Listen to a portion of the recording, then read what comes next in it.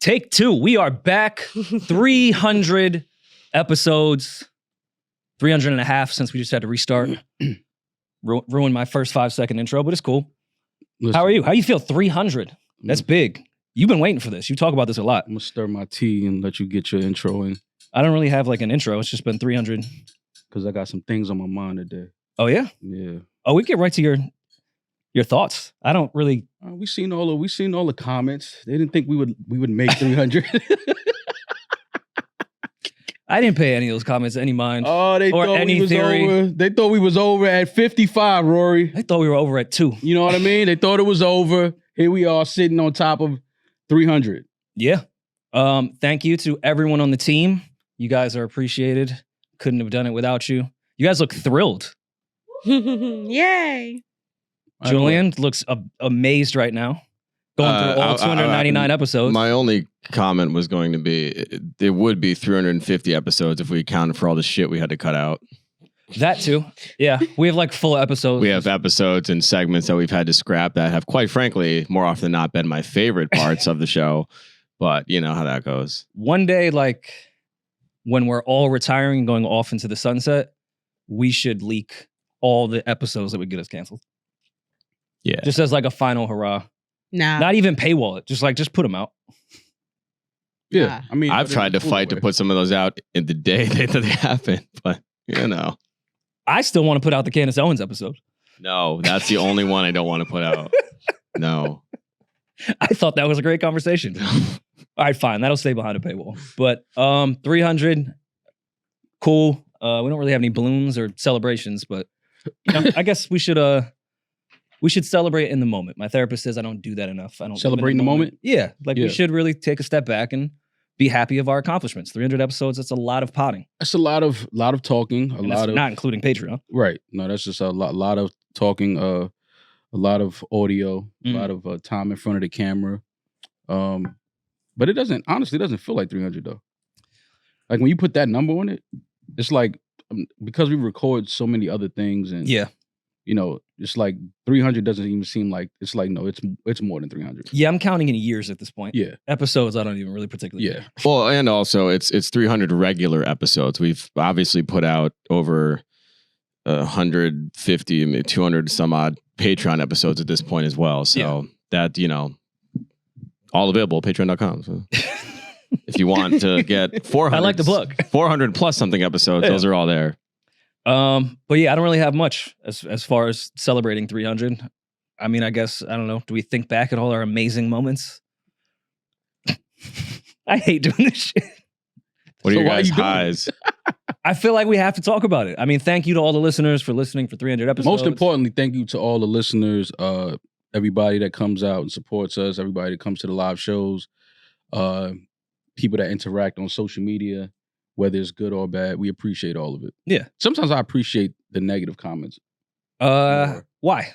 I mean, I don't particularly care, but because it just proves me right most of the time. Like that what people are miserable? Yeah, exactly. It just proves me right. So when you see miserable people online, you're like, oh, there you go.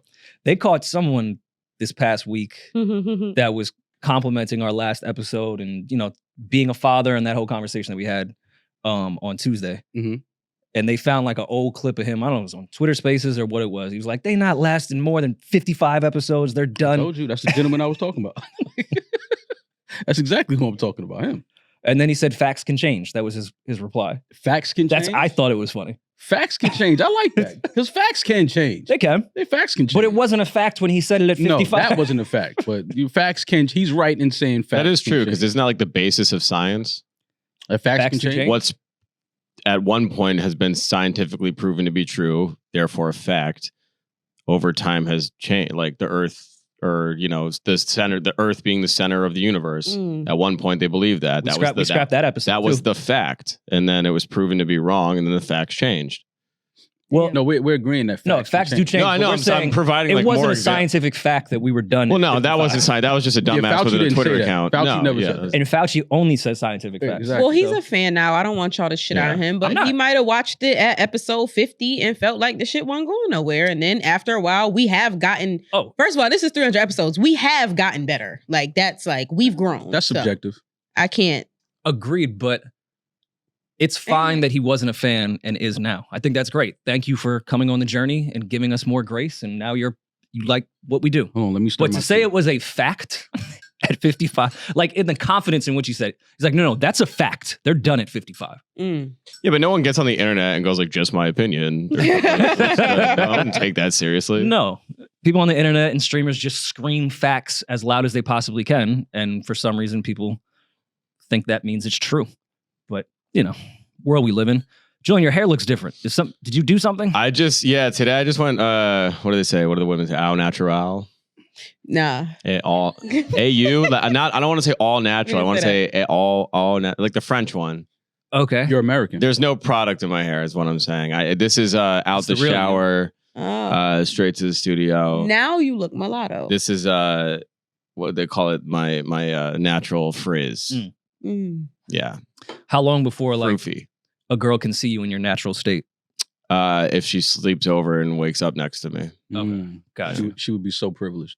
Yeah. Would you do the bonnet with like a... I don't think I've ever worn one-night I don't stand? wear that, no.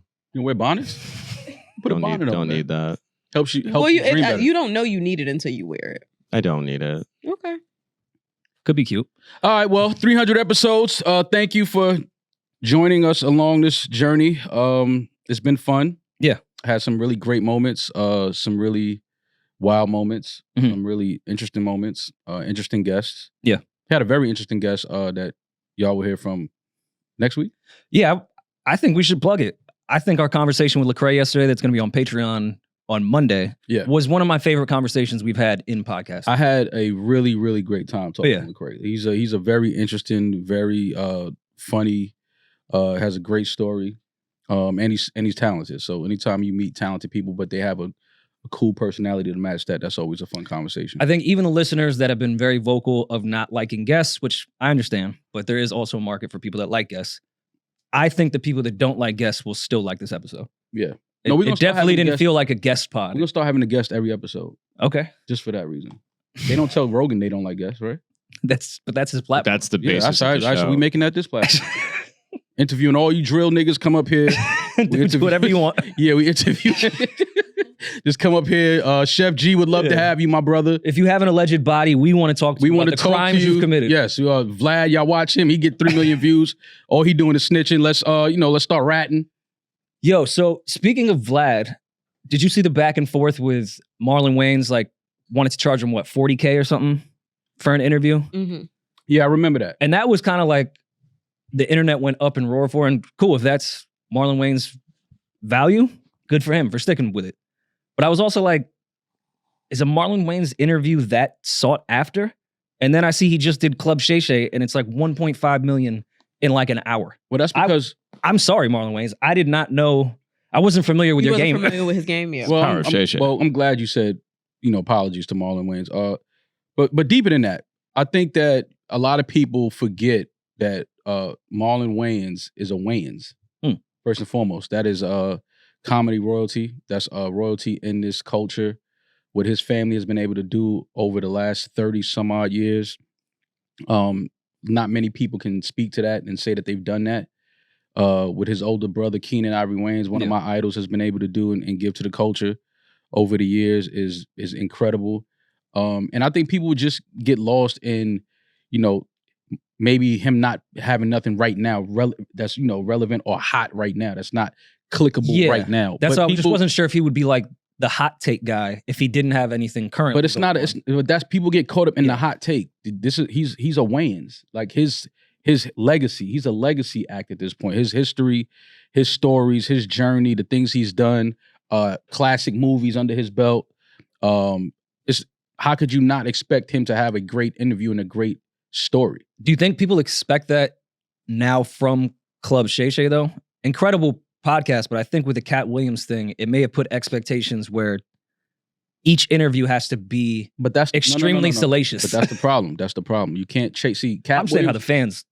And I'm saying that's the problem. People, you can't chase that Cat Williams moment. Yeah, Cat Williams wasn't chasing a moment. He opened a portal. Exactly. So now you have to go there and be yourself, tell your story, which I think is what Marlon Wayans did. Yeah. I saw some of the interview, and I thought it was dope. Like his storytelling His personality is something that's entertaining, obviously, and has been entertaining for years. And I think it's cool that sometimes, these guys with these newer platforms that, are on the internet and think that they can speak down to people that have, done years of, things in the way that the Wayans have. I think it's beautiful to watch that turn into egg on your head or egg in your face for Vlad. Because and no disrespect to Vlad, I fuck with Vlad. But I'm not here to kick his back in because I wasn't on his side in the beginning, but I understood what he was saying when this was his quote. Nobody on earth is paying Marlon $40K for an interview when he gets 100K to 300K views on any platform he interviews on. This guy's really delusional. I mean, I think the last part is a little fucked up. Like calling him delusional, I think is a little over the line. Yeah, when you guys just had a bad business. You should have gone bipolar or something like that, right? Yeah, like you should diagnose him. Yeah. Not as a medical doctor Something lighter. for what he's doing. But I kind of agreed with him. I'm not saying Marlon Wayans is not worth $40K for an interview, but I wasn't expecting the 1.5 million in a few hours.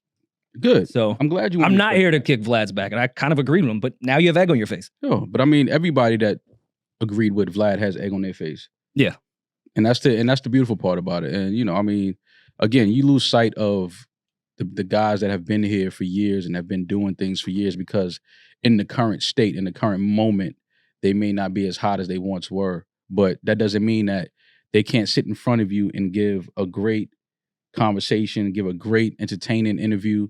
And I think that's what Marlon Wayans and Shannon Sharpe were able to give us. Yeah. I will admit we did pre-record our episode at the top of the week so the team could enjoy their holiday weekend. There was a great New Music Friday last week that we didn't get to touch upon because, again, we did pre-record. Do I dare say Doechiis may have album of the year?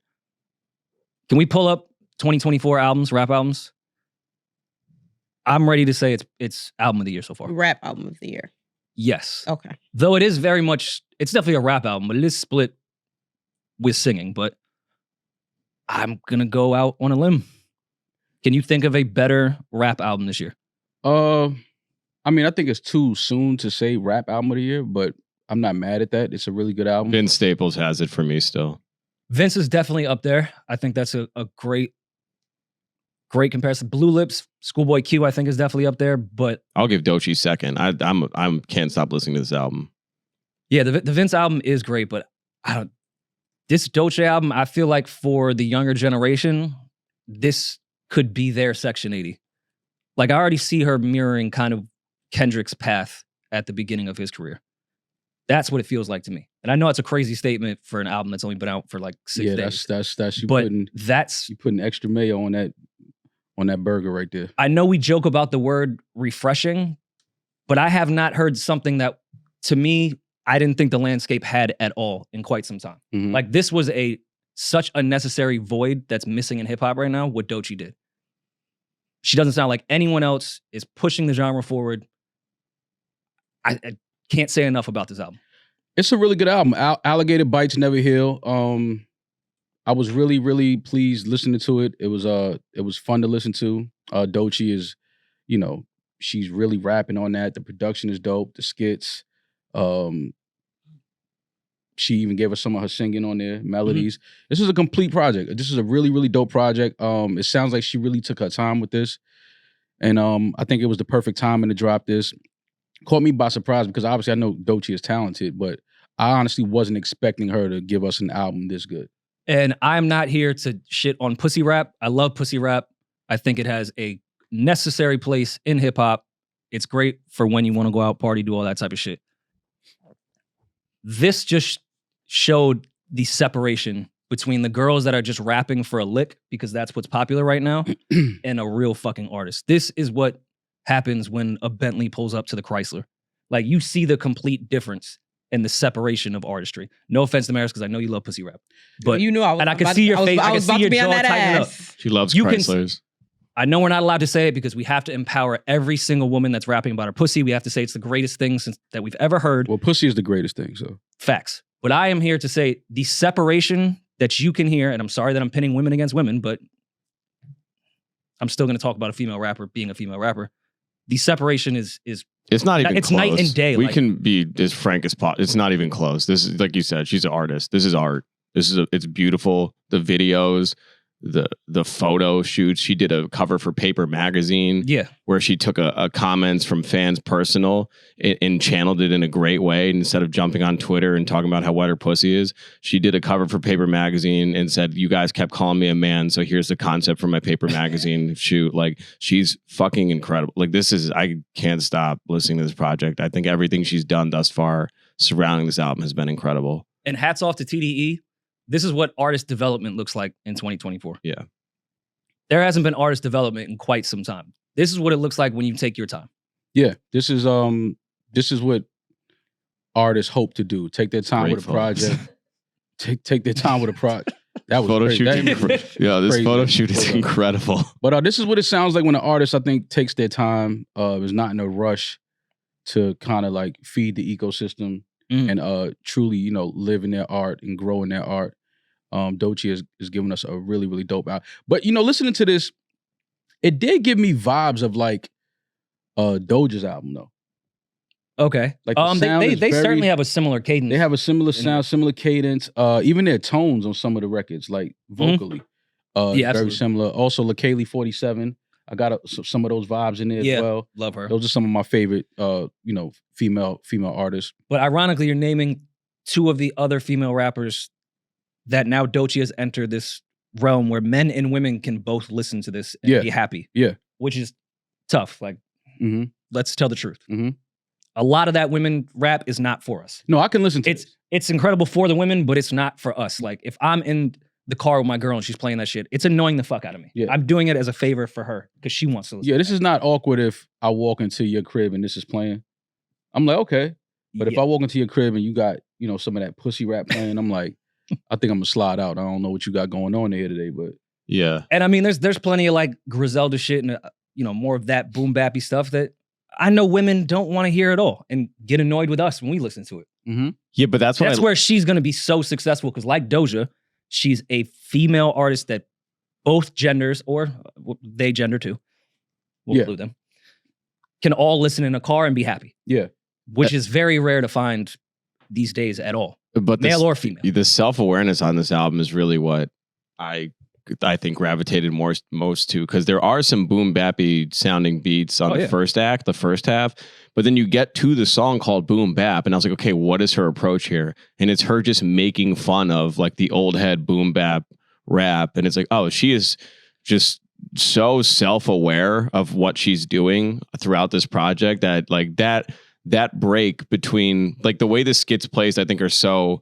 well done in terms of just like breaking it up into each act, but also like addressing what she's doing throughout the album and just the critique on boom bap while rapping in boom bap and like killing records in that style. It's just, I don't know. Like I listened to it again this morning. It's so damn good. Too good, right? It's too good. Where's LeBron's tweet? Yeah, he's working on the deluxe. He's got his next draft up for Eminem's shit album. He told Doechiis she got to give us two more. Don't worry about it. It's coming. Denial's a River reminded me of Damien by DMX. Like that's the level she's at already, in my opinion. So I'm really excited for her career. We've been speaking about her for years. Like I had very high expectations going into this and was almost nervous. Like, damn, she probably has too much pressure. She delivered. Too much pressure. She delivered. No, she definitely did. In my opinion, rap album of the year so far. Totally fine with Vince Staples being 1A, 1B right now. But this shit is next level. Which is the record that she did the breathing exercise on? I'm just like now thinking about when she does that whole scheme. Like, I'm just like, this is fucking cool. Did what? I'm not going to do it again. You can listen to it. It's good. No, I listened to it. She does a great job. No, really great album. Shout out to her entire team. And again, shout out to Doechiis, man. It's just been fun to watch her really grow into the artist that she is now. And incredible album, Alligator Bites Never Heal, available now. If you haven't heard it and you're a fan of hip hop, a fan of music, and a fan of artists just being who they are and being their true selves, support this project, stream it, send it to a local streaming farm, tell them to stream it. Let's get Doechiis numbers up because this is definitely a project that we should support. Also on Friday, the same way anytime Nas announces something, we assume Hov and Beyonce are going to drop just to step on it. We have that same theory when it comes to Big Sean and Kendrick. So when I saw that Sean's album was coming out on Friday, I was excited because I love Big Sean. But I also thought, hey, maybe we'll get a Kendrick album that day too. But I see he just sent his little homie out Doechiis to try to step on it. Yeah. So Doechiis was like, yo, Doe, you get him. All right, where do we want to start with the Sean thing? Throughout the entire weekend, I saw a lot of back and forth on the timeline with reviews of this album and their opinion on Big Sean and where he's at in his career. I'll start with my personal opinion. For my age and the point that I'm in life, I love the content of this project. I love the calmness of this project. I think it has replay value, but I'm not sure if I'm a consumer that's going to push you to the next level. This is for me. I don't know if it's for the world. I saw a lot of people having flack with it, like Sean doesn't really have the bops that he used to. It's just too mature from what I've saw. It's too mature. But that had me confused because everyone for the past year, myself included, has been critiquing Drake about being immature. And then we get someone like Sean who could rap for real, is now a father, married, giving us that mature 35, 36-year-old type rap. And now everyone wants the ignorant slaps. I mean, you can't really please the internet or any fan base for the most part. But I think there was just a little too much pushback. It almost felt personal. Like, do y'all just dislike Big Sean? That's what a lot of the criticism felt like to me. I think it's weird because none of you niggas know Big Sean. Fair. So they'd be like, you dislike Big Sean. It's like, you don't even know him first. But you know, that's not these how days. being a That's fan very works. common with fans. Yeah. They really have like personal issues with people they've never met. That's the problem with. So then it's the fans' problem, not the artist. Oh, for sure. But all right, so let's speak but to it's still a problem. Let's speak to the artist. Let's speak to the fans. All of y'all, sit the fuck back and relax, man. Like wherever y'all going, there's music out there for everybody. The bottom line here is when you listen to this album, it's good music, it's good rapping, it's good production, it's a cohesive project. What else do you want? And not that Sean was going back and forth per se on the timeline, but he was active on Twitter more than he usually is. And I could see certain stuff he was liking. Like, I think he felt some of that backlash. But I don't see why he would be upset about it. Lean into the maturity shit. Like, to me, this is a whole crowd and niche that you could just lean into. Like, you don't have to explain, there's also slaps on here. There's also, some less dad type content on here. But why not just lean into that? You're speaking like someone of your age. Yeah, but what's wrong with hip hop? Between Life is Good and 444, we're like, oh, all right, we're finally seeing how hip hop can age. Mm-hmm. We can see what like that older guy looks like when it comes to making music. Mm-hmm. Sean is a veteran. I think he's right on time for transitioning into this more mature, crystals. Janae changed his life. She gave him 4 sound baths before he went to sleep. yeah. Lot of Epsom salt, I think, in that house. Yeah, but which is good. Because we're old. Listen, man, that's a great thing. And, the bottom line is, again, it's the fans, the people that's listening. And I'm of the belief a lot of people just jump behind what they see other people saying. Some of you niggas didn't even hear the album. No, they just want to. Y'all calling it trash. It's like, and that's where the artists have to do a job of staying away from the internet for periods of time, because you got to understand who's on the internet. Some people are only there to spew negative shit towards your art. Some people are only there to jump on the wave or the bandwagon of what other people are saying. But when you listen to this album, you can't tell me that if you've never heard this artist before, you can't listen to this and say, oh, he can't rap. Of course not. You can't listen to this and say, oh, the music is bad. But because it's Big Sean and people have placed what they expect him to be saying or what they expect him to do, and Big Sean is corny, or he's just... speak to the music, speak to the album. Stop speaking to the person that you don't know. And let me advocate for the devil for a second. Looking in the lens of the people that do dislike it, the one criticism that I could sort of understand, if Sean takes this much time in between albums, the expectation is a little bit higher for you to push your sound a bit. I think the production is great on here, but it's nothing I haven't heard Sean on already. So if you're going to take that much time in between albums, I could see a true fan having an honest critique of like, okay, we waited this long to kind of get a little bit more of the same sonically. I think the content certainly grew, which I really enjoy. But I can see people looking at the the production here and going, all right, we waited, 4 or 5 years? And a lot of it is similar to what we've heard Sean on already. Okay, did this push the envelope as far as his discography, comparing him to his own music? So to say that, he gives us a project, totally different sound. You know what then becomes a thing? I mean, of course. This sounds nothing like Sean.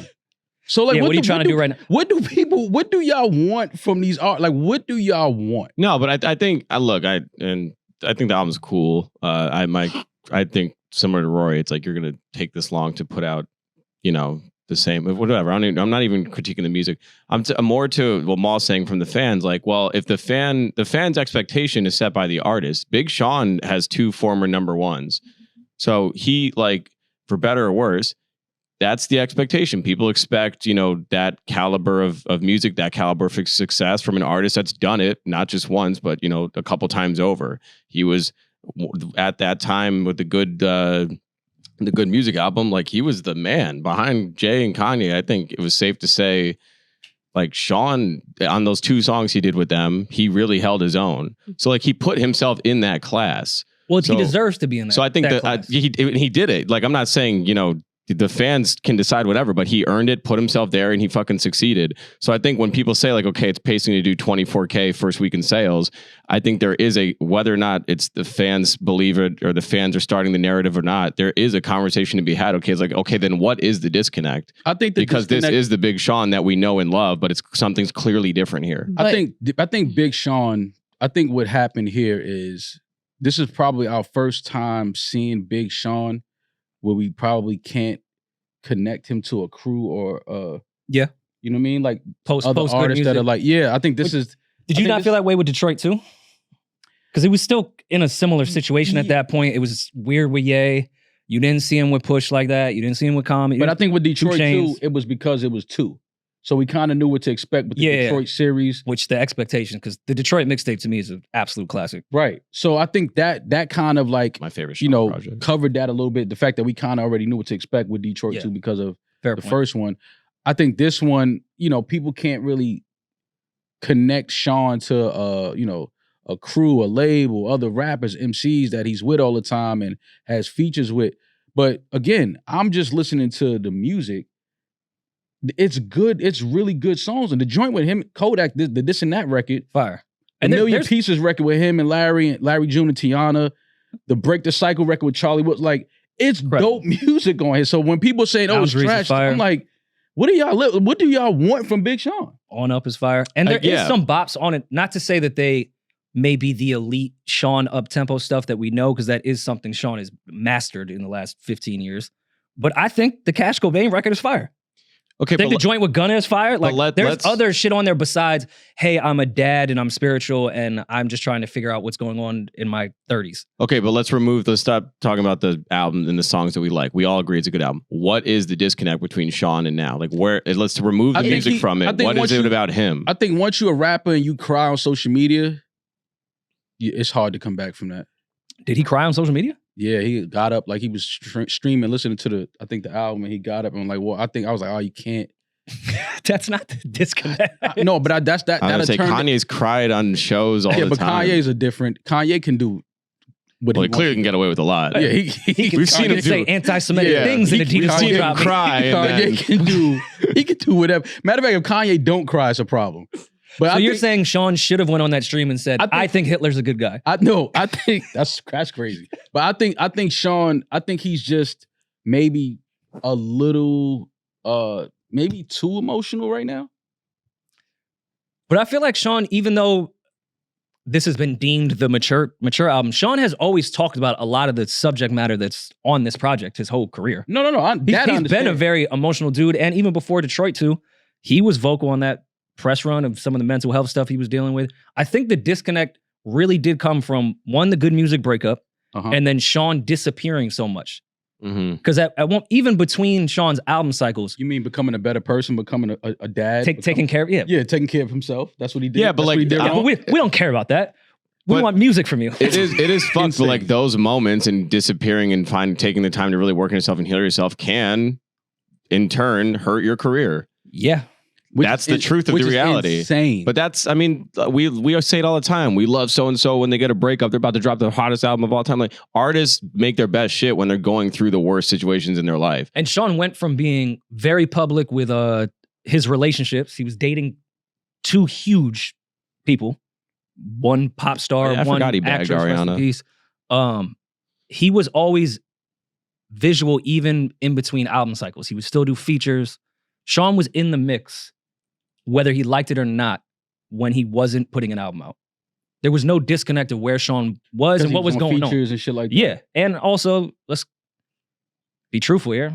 Being in a high profile relationship in this era is very helpful when it comes to visibility. And I won't say direct album sales, but just having your face and people caring about you every day outside of your music is helpful. It's just the world we live in. Sean not having any of that, even though Janae is a superstar, they disappear. We don't see them together. They keep their relationship sacred, which I think is amazing for him and his, mental health. But you see the difference when it comes to sales, people talking about the project, like it doesn't connect the same way. But that's just the world we live in now, which is crazy. I feel like everybody is selling less. So like when I look at his numbers, I get it's disappointing, but it's like I don't expect Sean to do the numbers he was doing 15 years ago. Nobody. 10 years ago. Nobody does it. There's like aliens that do that. You have Jay, who isn't doing the numbers he used to do. He's doing amazing numbers, but he's not doing the numbers he used to do. Drake isn't doing the numbers he used to do. Like everybody is slowly but surely declining when it comes to numbers because of the way that they're even counting album sales. So it's just kind of like, what do y'all expect from him? Well, there's Trap Paradise was his last album that probably sold the most, right? Yeah, but there's rules changes, which, album equivalents, we said like the bundles, obviously that sawed numbers in half. There's that, the hard number, but then there's also impact, like cultural impact. Yeah, I'm speaking more to that, like the cultural impact, where it seems like Sean doesn't have that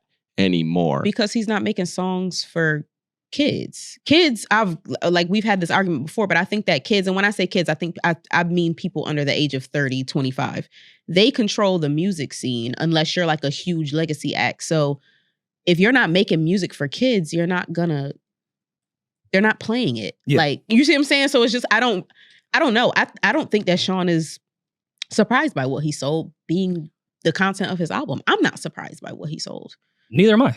And I mean, I know he's been in interviews saying he doesn't care about first week sales, which he's probably telling the truth.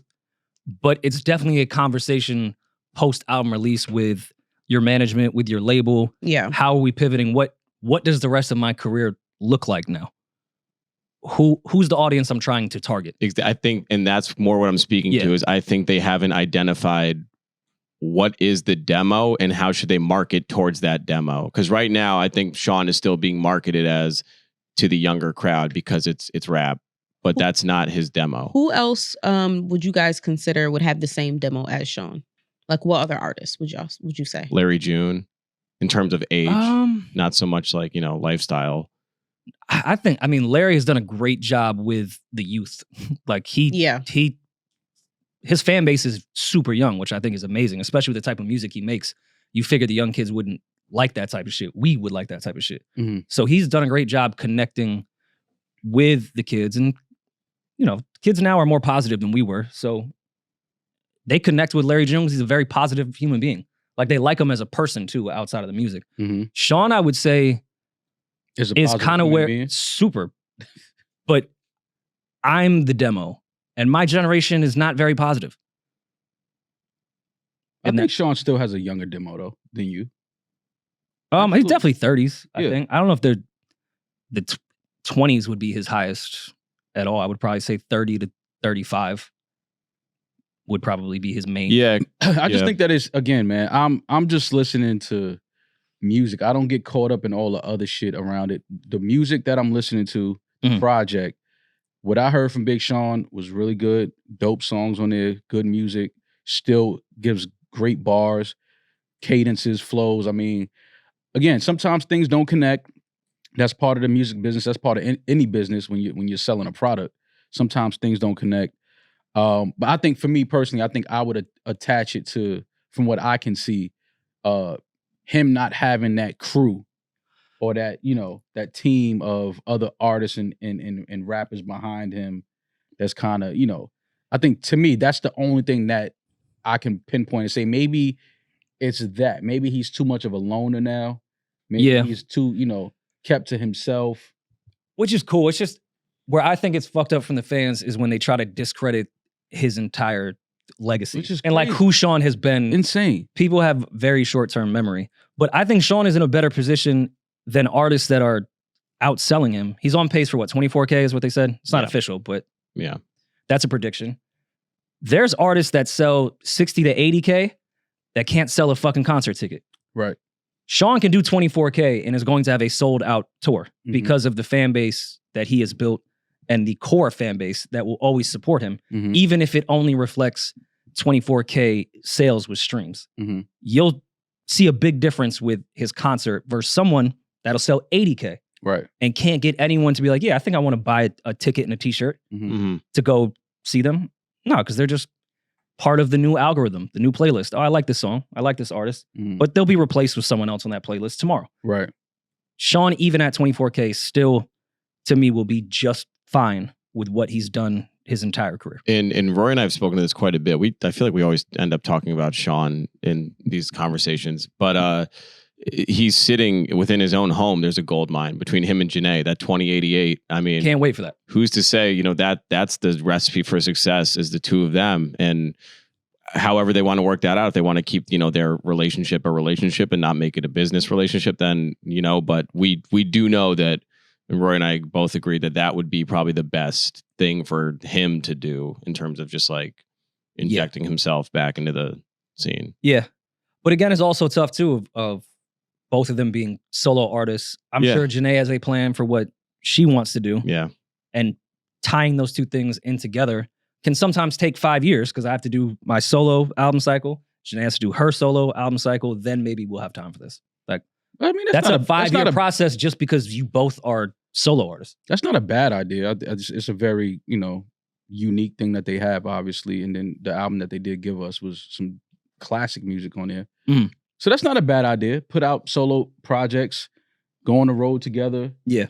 And, you know, perform some of the classic joints y'all got together. Bring the kids on stage. Bring the kids. Janae, give us all a sound bath. We need it. Why not? She has put out quietly like some really cool like baby music shit. What's the name of it, Demaris? Like what you would it's like a genre? Whole album. I'll look it up. But have you played it for Amara yet? All the time. I just don't know what the actual genre is labeled. How's Amara feeling? She has some slaps on there? Yeah, you know, it's called she prefers like the old Janae, but yeah. Sleep soul. She calls it sleep soul. Yeah. Relaxing baby sleep music, like lullabies. Great lane. I mean, she could be like, without being this is that, just the music, Miss Rachel. Yeah, I mean her stuff is just more on the calming, relaxing side rather than like straight up singing to your kids and brainwashing them. It's definitely more of like a good nap time, white noise type of situation, but it works with Amara. She likes it. Her YouTube or a separate account? So that's hers. That's smart. Good for her. But I just hope Sean, I mean, he's an artist, so artists do take everything personal, really, no matter which artist you're dealing with. I hope he's not taking into account the internet just doing the internet shit. Like, the internet forgets everyone's legacy and who they are. That's why. So hey, Big it's Sean, not a personal thing. You can't pay attention to that. Fuck the internet, man. You put out a dope project. There's good music on there. You seem to be in a great space mentally, emotionally. Your family is great. Your wife just went on a great tour, sold out arena. Like, listen, life made Demaris cry. Life is great, man. Life is great. Don't get caught up at every show. And these fucking internets and these fucking streamers talking shit, man. Sean, keep doing what you're doing, man. A selfish fan request. I would love for Sean and Key Wayne to do like an EP. Oh, yes. Like their chemistry. You okay? That era, just like hearing their names together. Today. You said, oh, yes. Hearing their names together. I only say that when she licked the taint, my nigga. Like, he went crazy. You heard? Yo, Julian went crazy just now. Oh, he got squirmy? Like, yeah, like, what was that? Because they don't miss together. Pause. They're great. They really don't, though. Like, I feel like for the past 5 Sean albums, it always ends up being the Key Wayne record that I like the most. My personal take. Yeah, they're great. But yeah, I mean, we can wrap the Sean topic up, but to go back to where it did connect with Sean, 2015, Kanye was still beloved. Good Music was sort of together. He was coming out of that relationship. His single, I Don't Fuck With You, had a messy tone to it because everyone was paying attention to the relationship he was just in. Like, there was a lot surrounding Sean that wasn't just music. And we know Sean will deliver with music, but you can't always deliver with messy bullshit that people are gonna click. And his single was that. I Don't Fuck With You. Simple. Amazing record. Has a background to it. It's about another celebrity. Rest in peace. And yeah, that connects. Like, no matter what, even if you weren't a rap fan, you were like, oh, I want to hear the Sean diss to his ex. Like, that shit was in People. Yeah. That's beyond the shade room. Yeah, the world wants that negative energy. And then you have Blessings, Peak Drake, All Your Fault with Kanye. Like, there was so much connecting with Sean at that time.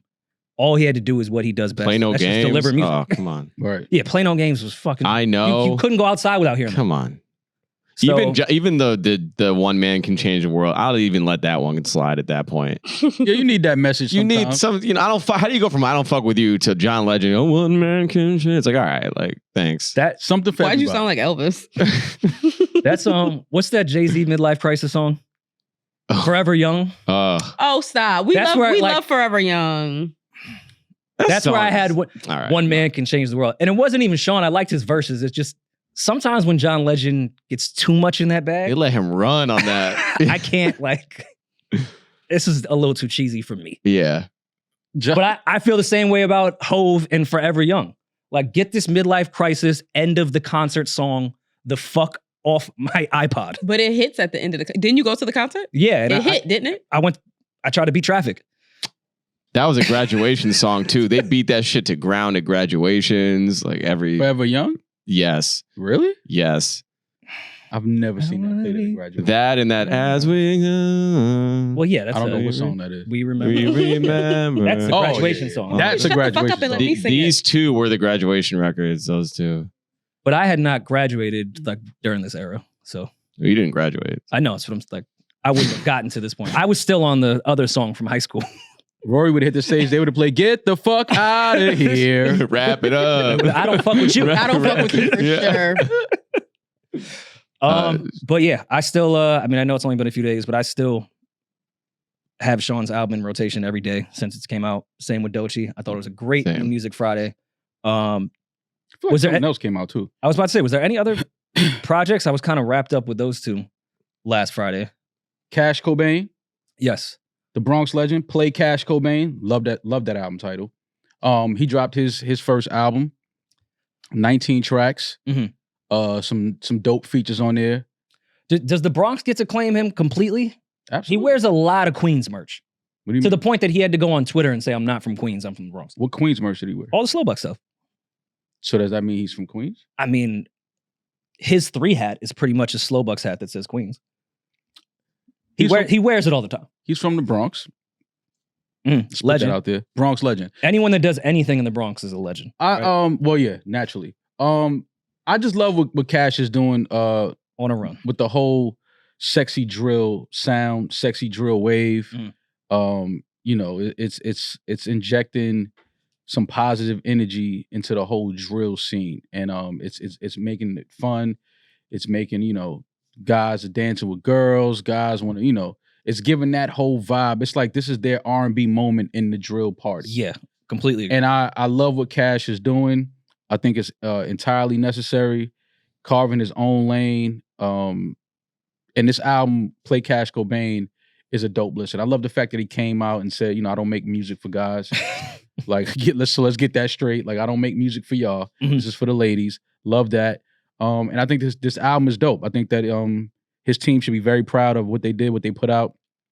And I'm looking forward to Cash going on tour. Yeah. Seeing what he can do in some theaters and some rooms and stuff like that. Because all of his music is a vibe. It's something you can dance to. So I want to see him on stage in front of his audience in different cities and just see what that looked like. But I'm happy and I'm proud of what he did. This was a dope listen. And shout out to Yeah Ali has a production credit. Oh yeah, on one of the songs on the album. So yeah, real dope listen, dope project, good energy. You know, if you want in that mood to just vibe a little bit, this is the perfect album to put on. That would be a concert that I wouldn't mind being like the old guy at the party. Fly on the wall. Yeah, put me like, I don't want to be, don't give me a seat. Like, just put me like somewhere where I can kind of just observe, see everything, the stage and the audience, and just see what they doing. Because they're gonna be in there. Yo, absolutely. I just love what he doing, man. He just his whole DNA that he's injected into the drill scene is taking over. It's the sound of the city right now. And anytime you see dudes that had an issue with each other, a real issue with each other, talking on social media and saying like, listen, man, let's come together, let's have a show. Let's, we could fight. And then after we finish fighting, let's perform. Like, I thought that was fire. You know what I'm saying? So anytime you have an artist that's able to inject that type of energy and that type of, feeling into what we know the drill scene is, it can be very, negative, very violent, very tragic. And I think what Cash was able to do is, bring some fun back into that. Let's dance at the parties. Let's talk to the girls at the parties instead of putting shiesties on, mean mugging each other all night and shooting the party up. Let's dance. Let's have fun. So I love what Cash is doing. Talk to women. Yeah. Like, remember that? Remember we used to just talk? That was a whole thing. Yeah. At one point. Yeah. Like, let's just talk to the girls in here again. Like, what would Demaris's like legendary status be if she went from twerking at the Ice Spice show to getting on stage at the Cash Cobain show? Cash Cobain opened for Ice Spice, so technically I did both. Legend in 2 games. When Cash's album dropped, we did the 4 of us were in here just listening to it, and he's like the lyric. He's funny. Yeah, I think that's great entertainment. He's having fun. I don't know. When I listen to it, I'm more of like the beat, the vibe, the mood. But on that listen, we were all in here. I was really paying attention to the lyrics.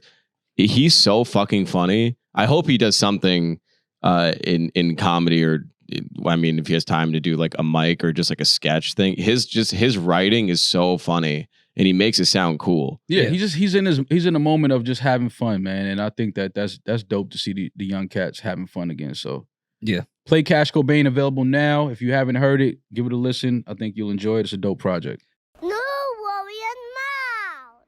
Mal, before Shopify, it was so tough to go direct to consumer with our merch. I love now that the interface that Shopify gives us, our customers totally understand. They can just hit checkout, and they got the merch that they love so much from us. It's changed our lives. And nobody does selling better than Shopify, Rory. It's the home of the #1 checkout on the planet. And the not-so-secret with Shop Pay that boosts conversions up to 50%, meaning way less carts going abandoned and way more sales going. So if you're into growing your business, your commerce platform better be ready to sell wherever your customers are scrolling. On the web, in your store, in their feed, and everywhere in between. Business that sell more, sell on Shopify. Upgrade your business and get the same checkout we use for our merch. Sign up for your $1 per month trial period at shopify.com/RoryMal, all lowercase. Go to shopify.com/RoryMal to upgrade your selling today. Shopify.com/RoryMal. PrizePicks is America's #1 daily fantasy sports app with over 5 million active members. PrizePicks is the easiest and most exciting way to play daily fantasy sports. Unlike those other apps, on PrizePicks, it's just you against the numbers. All you do is pick more or less on 2 to 6 players' stat projections and just watch the winnings roll in. And also, Rory, 1 Caleb Williams passing yard gets you 1 win on PrizePicks every week in September. That's right, only 1 yard gets you an automatic win every football weekend in September. 4 weeks of free W's. Don't miss this deal on PrizePicks because it's gone when September ends. PrizePicks puts their members first, so all withdrawals are fast, safe, and secure. When my picks hit, I can get my money in as quick as 15 minutes. It's super simple. Mal, each week, I can just pick Pat Mahomes over 300 yards. Every week. Or you could take Dak Prescott for over 230 yards. If that's the decision you want to make, that's on you. Listen, man, I feel good picking Dak. I think he's going to get it done this week. Okay. Sounds good. Download the PrizePicks app today and use code RORYMAL and get $50 instantly when you play $5. That's code RORYMAL on PrizePicks to get $50 instantly when you play just $5. You don't even need to win to receive the $50 bonus. It's guaranteed. Prize picks, run your game. Yo, speaking of Ice Spice, Demaris, I know the group chat was going crazy with y'all. Yo, the group chat. Can you get us up to speed on what's happening with, what's her name? Cleopatra? Ice Spice? Trappa. I'm sorry. It's Cleo okay. Trappa. Mm-hmm. Duh. There seemed to be some messy women group chat shit happening to the public for the entire weekend. Yeah, well, if you haven't heard about the Cleo Trappa and Ice Spice debacle, Cleo Trappa and Ice Spice were Debacle's funny. They were, let's say, associates. I don't want to call them friends, but they were cool associates. They had been in music videos together, things like that. If you don't know who Cleo Trappa is, she is the girl from New York who was always going viral for like telling people they're pronouncing something wrong or they're spelling something wrong. Like she used to have like the whiteboard and write stuff up on it. She's a darker skinned girl and she's also a music artist. So Ice Spice and her have had previous issues where Ice Spice's best friend, Baby Stormy, came out and kind of posted some screenshots to the timeline and was like, basically where Ice Spice was talking about Cleo Trappa saying that she was jealous. Cleo Trappa accepted her back as a friend. Ice Spice invited Cleo Trappa on to tour with her the day before Ice Spice's tour starts.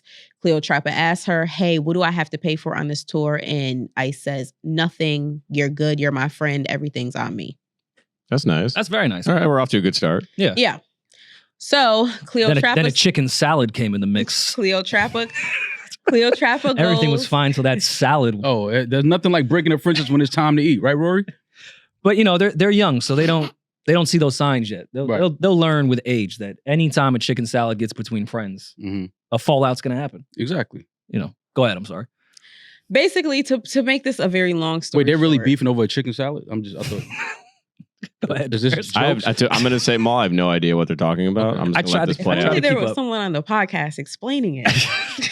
No, I'm asking you, is it really a chicken salad? She's gonna get to it. No, they're not beefing over a chicken salad. Okay, that's all. My question chicken is salad, answered. though. Chicken salad's pretty nice. Basically, Cleo Trappa was under the impression that everything was covered for her on the tour. When she got on the tour, the number one thing that happened, I think, during the first show is Ice Spice's security didn't carry Cleo Trappa's bags back to the car after the show. Cleo Trappa had to carry her own bags. She had a conversation with Ice Spice in their shared hotel room after this, where she was basically like, hey, I don't like that security, like just left my bag. He took all 20 of yours and didn't take my 1.5 bag that you had. And Ice was basically like, my security works for me. They pay a flat fee and they don't work for you. And all right, so far Ice Spice is right. Yeah, so far pretty logical there. Yep, so if she's right, when does the salad come into play? Basically, one of the things was, with the salad thing, was just that everybody on the team had to order food. Cleo had put in her order, and then after everybody got their stuff back, they were basically like, it's like, oh, yours is not covered, like, by tour. They Venmoed her for a chicken salad? No, they didn't even like ask. They just didn't get it. Oh. So the number one thing. So wait, is she, not to cut you off, she's talent on the show? Like she's the opener. Yeah. She's the opener. Because Cleo Trappa she has music too, right? Yes. She's not just a personality and she raps, yeah. Yeah, she didn't bring her whiteboard on stage. So, okay, so I mean, I understand. I think what is missing is how deep does their personal relationship run? Cleo Trappa and Ice Spice.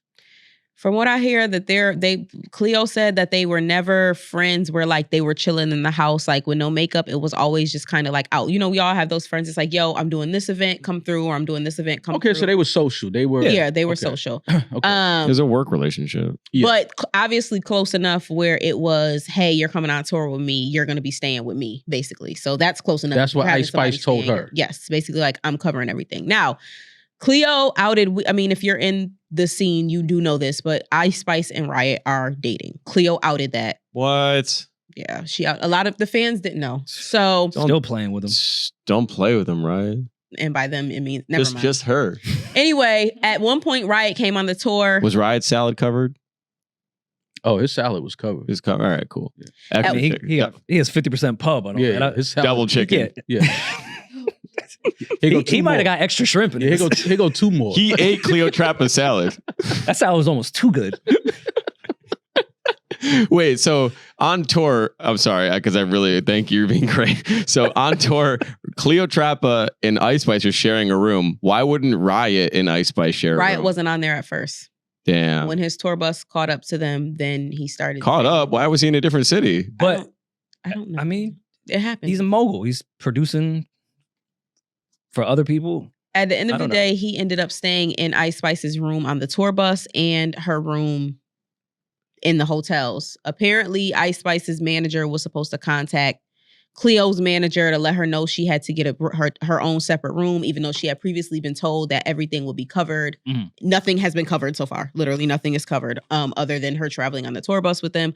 So Cleo basically eventually at the end of the tour wrote Ice Spice and said, hey, you told me this when I came on tour. This is not what happened. I felt unincluded. Y'all were eating without me. Y'all were treating me weird. I didn't feel like I was good every single time. Like, you know, I was to like come in your dressing room. I was kind of like being told, oh, Ice doesn't want to be bothered right now. Like, she's just like, I felt like a groupie. I didn't really feel like somebody who was a part of this tour. Okay, so what it sounds like is Cleo Trappa found out that they're not actually friends. That Ice was more so treating it like she's talent on the tour. I'm gonna add her to the tour because she said on the spaces they ended up adding another tour bus, so it was more bunks. And was like, yeah, so she was like, yo, like let Cleo Trappa come on, let her get her shit off on the road, like, you know, build her fan base, people could see her perform. And I think what Cleo Trappa may have thought was it was gonna be more of her and Ice together all the time, hanging out, you know, that type of thing. And when she got on the road, she noticed that, oh, they're treating Ice Spice like, and she's Ice Spice, that entity, and I'm just support for Ice Spice's tour. And I don't really see Ice. We don't talk like that before the shows. Like, it's kind of like moving, like I'll see her passing through. Her tour bus leaves first. The tour bus I'm on leaves after. No, so they were on the same tour bus. I think the issue. No, I had a different one, but she was sleeping in Ice Spice like room. She had her own bunk on a different bus. Yeah, she had her own bunk on the. So she was originally sleeping on Ice Spice's room from the very beginning. But it's looking like Ice Spice is getting killed right now by the fans, because what it's looking like is that the fans obviously don't know, or nobody knows how tour usually goes. Like, if you're an opening act, you're spending money usually to be an opening act on tour, especially if you're the opening act, because Cash was opening. You know what I'm saying? But I think it's obvious that her manager should have gotten with her manager, and first of all, she should have been on that tour. Me personally, I wouldn't have went on tour with somebody who was talking about me behind my back and saying that I was jealous of them. Like, I don't forgive things like that, especially when they're telling me that monetarily they're going to cover for me. I get that it's an amazing opportunity. Wait, this happened before Ice Spice was caught talking about? Yes, before any of this even happened, before they went on tour. This was like a couple months ago. Okay, that's more insight to this. Okay, so what Cleo said is that she feels like Ice was doing damage control because she got caught talking shit about Nicki Minaj in those same text messages. Yeah, she got caught talking shit about Cleo, and it's kind of like they were saying that she was doing damage control. She was trying to show that she's supporting other acts and other artists. But Cleo was like, she never posted that I was on the tour. She never posted a flyer with my face on it. But that's not her responsibility. And even though it's not, to your point, she found out they're not friends. It's not her responsibility. But if you invited me on a tour and we're sleeping in the same room, in the same bed, maybe, right? That's safe to assume that we have a friendship. If we're sleeping in the same bed, we're close. Yeah, but you don't just sleep in a bed with random women, girls that you 20s just do that. Girls do that shit. They become best friends with a chick they met last night. And that's true. And I think that I think that maybe on one end, Cleo Trappa felt like, okay, this is my homie. And I think on Ice Spice's, and it may have been, it's the old thing of you move genuine with some people, they move strategic with you. Yeah. And it's that type of relationship. Two things. I think if Ice Spice said to her, all expenses paid, like, you won't make any money, but we'll cover food, hotel, like, you won't need for anything on the tour, I think she should obviously honor that. But after we have that conversation, we're one, friends, two, artists, our managers can figure this out if something ends up being incorrect. Yeah. If I don't get my food, I know that's your friend, quote unquote, but she's also in the middle of a fucking tour. I don't care if we're best friends. On tour sucks sometimes. Mm-hmm. You could have someone you love and want to be around all the time. Tour can drive you to just want to be alone. Yeah. After you the amount of energy, especially Ice Spice, because she sells way more tickets than we do. I can only imagine the amount of energy she consumes from other people after a show where you just need to decompress with the amount of shit you just sucked in, pause. Yeah, I mean... Yeah, I don't care if you're my best friend. I need some fucking time alone. No, I completely I need to get ready. Don't come in my green room. I'm preparing for a show. I'm trying to figure out what I fucked up yesterday to make this show better. No, this isn't like a kiki friend time in the green room. But see, no. So let's clarify. Because her issue wasn't that I don't get to kiki with Ice Spice. Her issue is I am an artist on this tour and I have nowhere to put my bags. I have nowhere to get ready. Way separate. And you made it seem like I could share a dressing room with you. You're but 150 pounds. I'm but 160 pounds. Like, we don't take up that much space. You made it seem like I was good with you, and now I am on tour, uncomfortable getting ready in random bathrooms. Yeah, no, I can understand that. Yeah, I get that. I understand Cleo Trappa's side, but I do think that this is just a case of finding out your relationship with somebody is not what you thought it was. You know, I think the Ice Spice meant good in having her on the tour. Like, yo, give her a look, let her come out on the tour. Like, it helps Ice Spice's show because Cleo Trappa brings a certain type of energy. If she opens up for her, the crowd is kind of like already into that mood of, you know, partying and having a good time. I just think that it, you know, especially with women, things can become very catty, very, you know, spiteful, and then you're saying that they already had something a few months ago where Ice Spice was caught talking kind of sideways about her behind her back. So that already was there. Like, that type of energy was already existing. So, and I think now that we're on the road together and we're moving city to city, and it's kind of like, you know, we're right here. It's like, yeah, you cool, but like, you don't need to be up under me. Like, and I think that's what Cleo Trappa started to feel.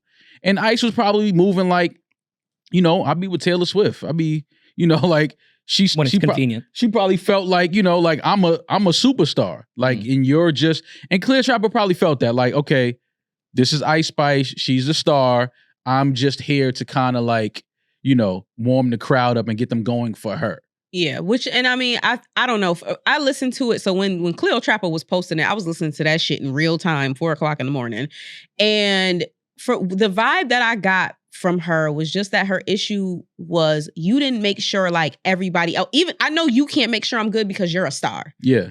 Your people didn't know to make sure that I'm good. I've gone places with Rory or my other friends where it's like, hey, I'm in the middle of working right now, but whatever she wants, she gets and we'll figure it out later. If you're on tour, if Rory and Mal are on tour and Benner comes up to me and tells me my fucking chicken salad isn't covered, y'all are gonna come out of pocket for it and we'll deal with the shit later. You'll deal with the reimbursements later. Like, it's a fucking chicken salad. Like, that's little shit. Or like certain things. It's not the chicken salad. That was that was just like Cleo Trappa's like, no, but Cleo said something as simple as a chicken salad. Cleo said they were in the middle of like, I don't know, like somewhere like New Mexico, somewhere they were in like like somewhere in Texas. Like, they were staying at a Best Western. Like, they were in the middle of nowhere. And Ice Spice was staying at a Best Western? Where else are you stay in Plano, Texas? Yeah. Oh, you said Texas. Yeah, I didn't know what part of Texas, middle of nowhere. Okay. Right. And that might be the only thing out there. Yeah, she was like, I guess like everybody knew there was no food around. Like, the closest food place was like McDonald's, and it was like a 10-minute like walk down the road. Like, they were in the middle of the desert. How accommodating we are with our tour in Texas specifically. God, that was so annoying. We drove around for 2 hours trying to find Maul some fucking food. We bought Maul 3 different fries. That was the. We stopped at like. Maul ever brings up a chicken salad in my fucking presence. I'm bringing up the Dallas to Houston trip. What was it like? Bring up the fact that we didn't know we was driving to fucking until the day of the fucking show. Yeah, that was wild. That was wild. Yeah, see, y'all putting it on me like I was wilding. Our whole game plan was fucked up. We didn't even know we were driving to the other part of Texas. Like, that was a last minute thing. That was when we hit McDonald's, we hit Wendy's, we hit some other local shit, and Roy and I were getting like food, and Maul's just getting different kinds of fries. Yeah, I'm none of them had vegan nuggets or anything. My fry review is on Patreon. Maul just had 3 I know who got the best fries in Texas. Welcome to my channel. Yeah. Everyone asked me what's my favorite fries in Texas. Don't trip. I got you. And then on top of that, of how accommodating we were, we had found out the night before too that our Houston show was at noon. Yeah. I don't know why our dumbasses would think our shows were at night like they have been for the entire tour. Nice, but we left the Dallas venue at 11 p.m. like, oh, wait. Our show's in 10 hours. Houston show is at noon? Yeah. Go back to the hotel, get your shit, bro. And get back downstairs and get I shower. So by the third fast food restaurant to get fries, in my head, I'm like, Mo, we have to be to the venue in like 3 fucking hours. We'll just get food there. Yeah. That was a interesting. Let's say it was a life learning experience. But Ice Spice and Cleo Trappa. What happened in Texas? Basically, they were in Texas, and she woke up and was like talking to she went downstairs and was talking to everybody and was like, her and the stylist were like, yo, like we're hungry, we're starving. Like, does anybody want to go to McDonald's with us? Like, what's going on? And come to find out, like nobody said anything, but they had already went to like a steakhouse. That like the whole team had drove to a steakhouse. Oh no, that's fucked. See, that's fucked up. Now, that's fucked up. Once you give the whole story, I would have shook the room. Once you give the whole story in the scenario, that's fucked up. Because we talking about just feet. The stylist brought her food back, and that's what she found out. Mm-hmm. She brought her food back from the restaurant. It's a dude. The stylist brought him, Cleo Trappa some food back, and that's how she was like. And she had texted Ice Spice that she was hungry also. So he brought food for Cleo Trappa? Are you talking about the guy with the orange hair? Yeah. That was claimed to be false. He's not real.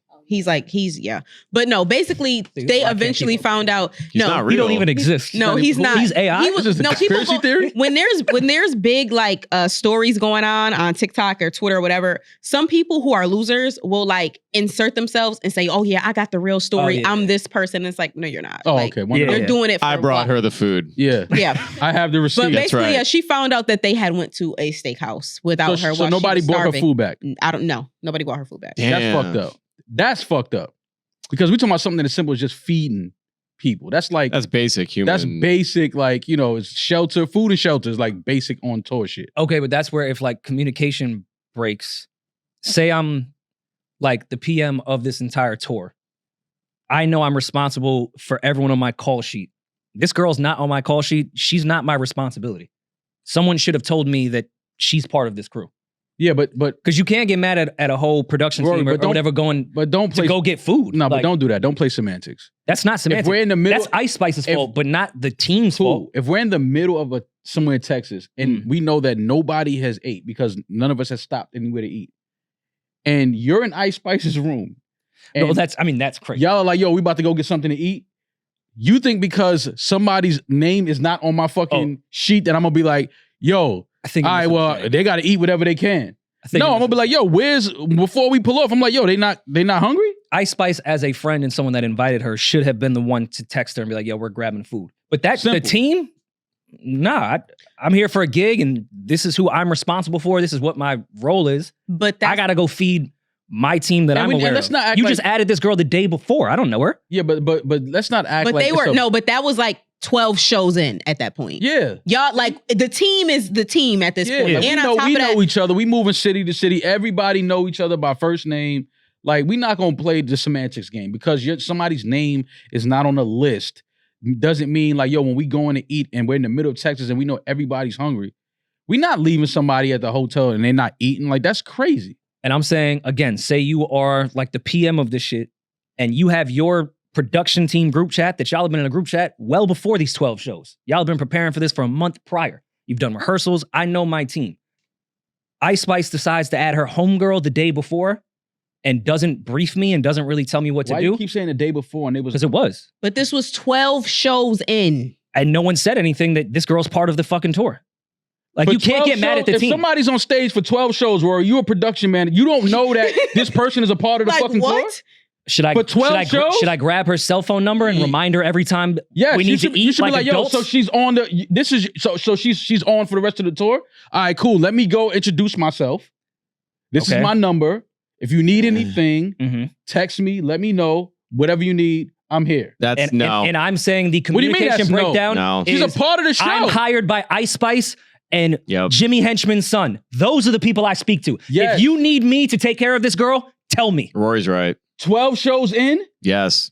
Because I agree with this. Morally, you're correct. But stop playing semantics, bro. We're not doing semantics. that. We're not doing that. If somebody been on the road and done tour managing, I'm responsible for my team. If me and Rory are on the fucking tour and it's a fucking podcast act opening up for us, 12 fucking cities, they following us around, getting on the tour bus, we sleeping in the same fucking hotel. You mean to tell me that you're not going to have some communication with them? You're saying this is a different situation. How?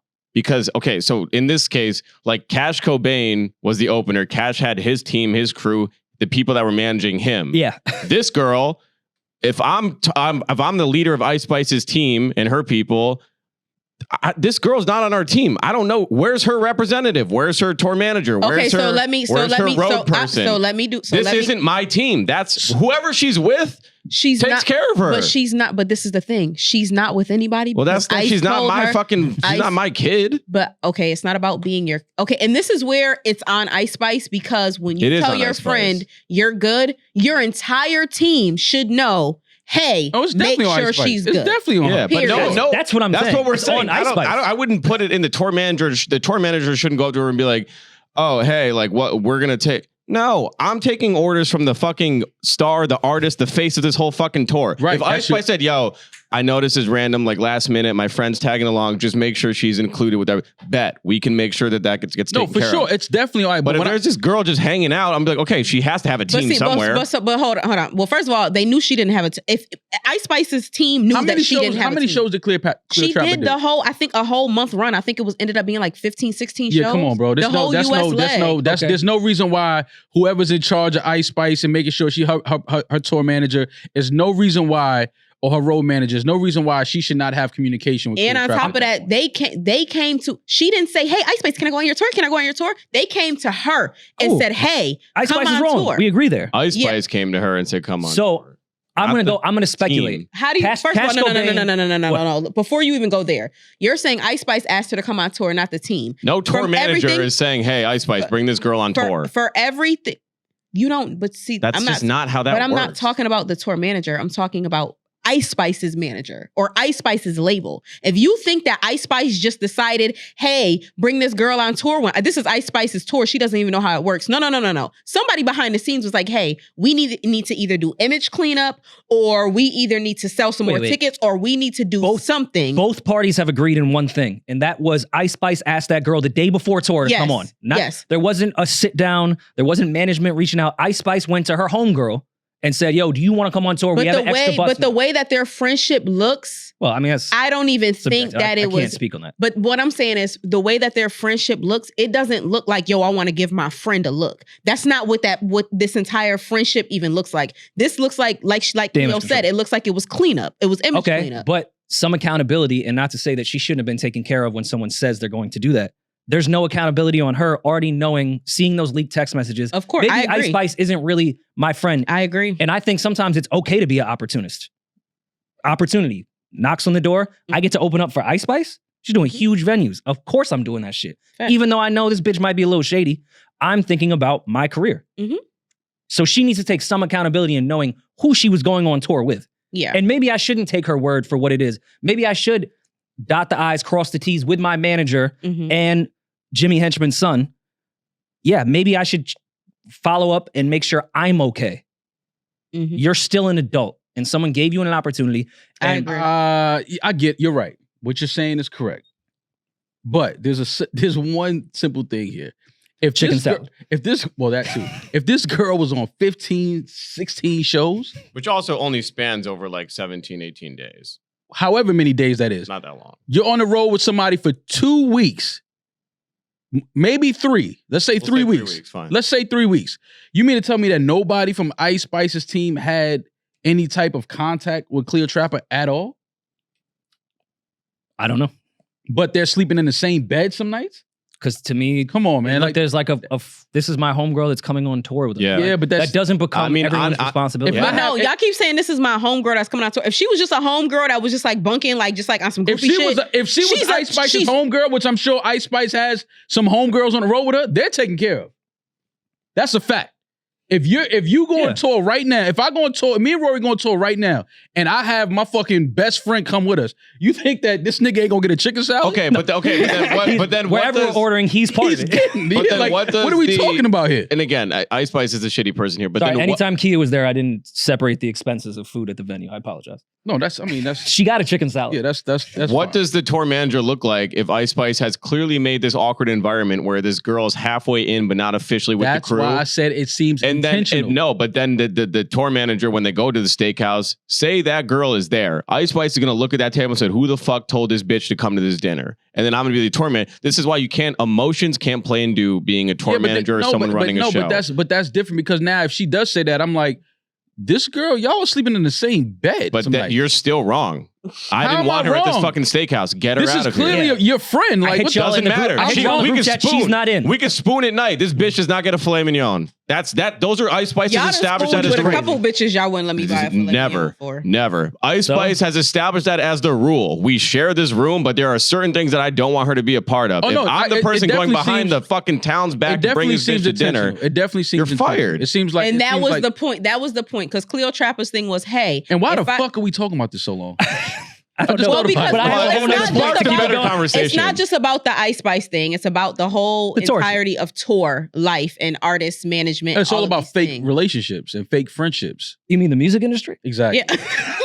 Exactly. My last point, and I'm speculating, I do not know, but I assume Cash Cobain is a paid opener on that tour. I'm assuming absolutely. Yes, of course, right? We can safely say that, right? I'm sure months in advance, his team and Ice Spice's team and Live Nation, or whoever the fuck put this tour together, had full conversations. And I think because he is a paid opener, him and his team are responsible for their own tour expenses. You're not part of this Ice Spice crew. You guys can do whatever the fuck y'all want to do. Y'all can eat, pay, that's your shit. I don't think he's on the Ice Spice Steakhouse group text to make sure Cash Cobain ate. So imagine that is how this was set up. Everyone on tour is well aware of who Cash Cobain is. But he's responsible for him. Then all of a sudden, the day before, when we already have this system, there's just another random opener that I've never met and no one told me that I have to be responsible for. Because from my understanding, the openers take care of their own shit. Because that has been negotiated months in advance. Which is also And I'm speculating, of course, but I am pretty sure that's how it went about. Because we know Cash Cobain is getting paid on that shit. And he's not on the food per diem with Ice Spice. So you just throw a random opener the day before, and now I have to rethink my entire. Why do you keep saying the day before? That's what they said. How many shows they together? said, man. Well, the Texas show was I think they were in Arizona. That was the 20th show, 19th, 20th show. That Cleo Trappa did. Yes. So stop saying the day before. 20th show on the tour, not that she's done. She could have joined halfway through. No, she joined the beginning. She joined in the beginning. Like the beginning of... Yeah, y'all got to stop saying the day before. That girl was on the road. Yeah. She was there. She's a part of the show. Yeah. Separate point that is related to this, though. I do appreciate that this younger generation sets boundaries, because my mentality at that age was thug it out. Like, I'll figure it out. I'll go get dollar menu. What was the boundary that was set? Of being vocal, you need to pay for my food. Like, but being she expressive about this, because I just unfortunately come from the intern school, or the like, you have to pay your dues shit, where like, oh, all right, if I can't sleep on this bunk today, I'll sleep on the floor. I'm trying to make something of myself. Like, you gave me an opportunity to open up. Cool, if you can't pay for my food that day, I won't eat. I'll sleep on the floor. I come from that school, which I think has good values in it. I think it made me the person I am today. But it is fucked up. Yeah, but you missing one thing in that.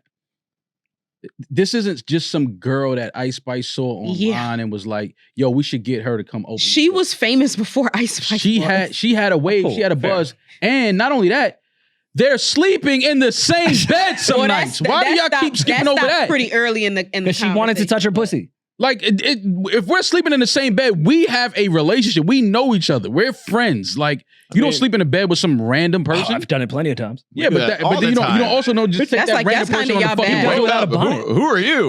That's your bag. What's your name? That's what you say when you wake up.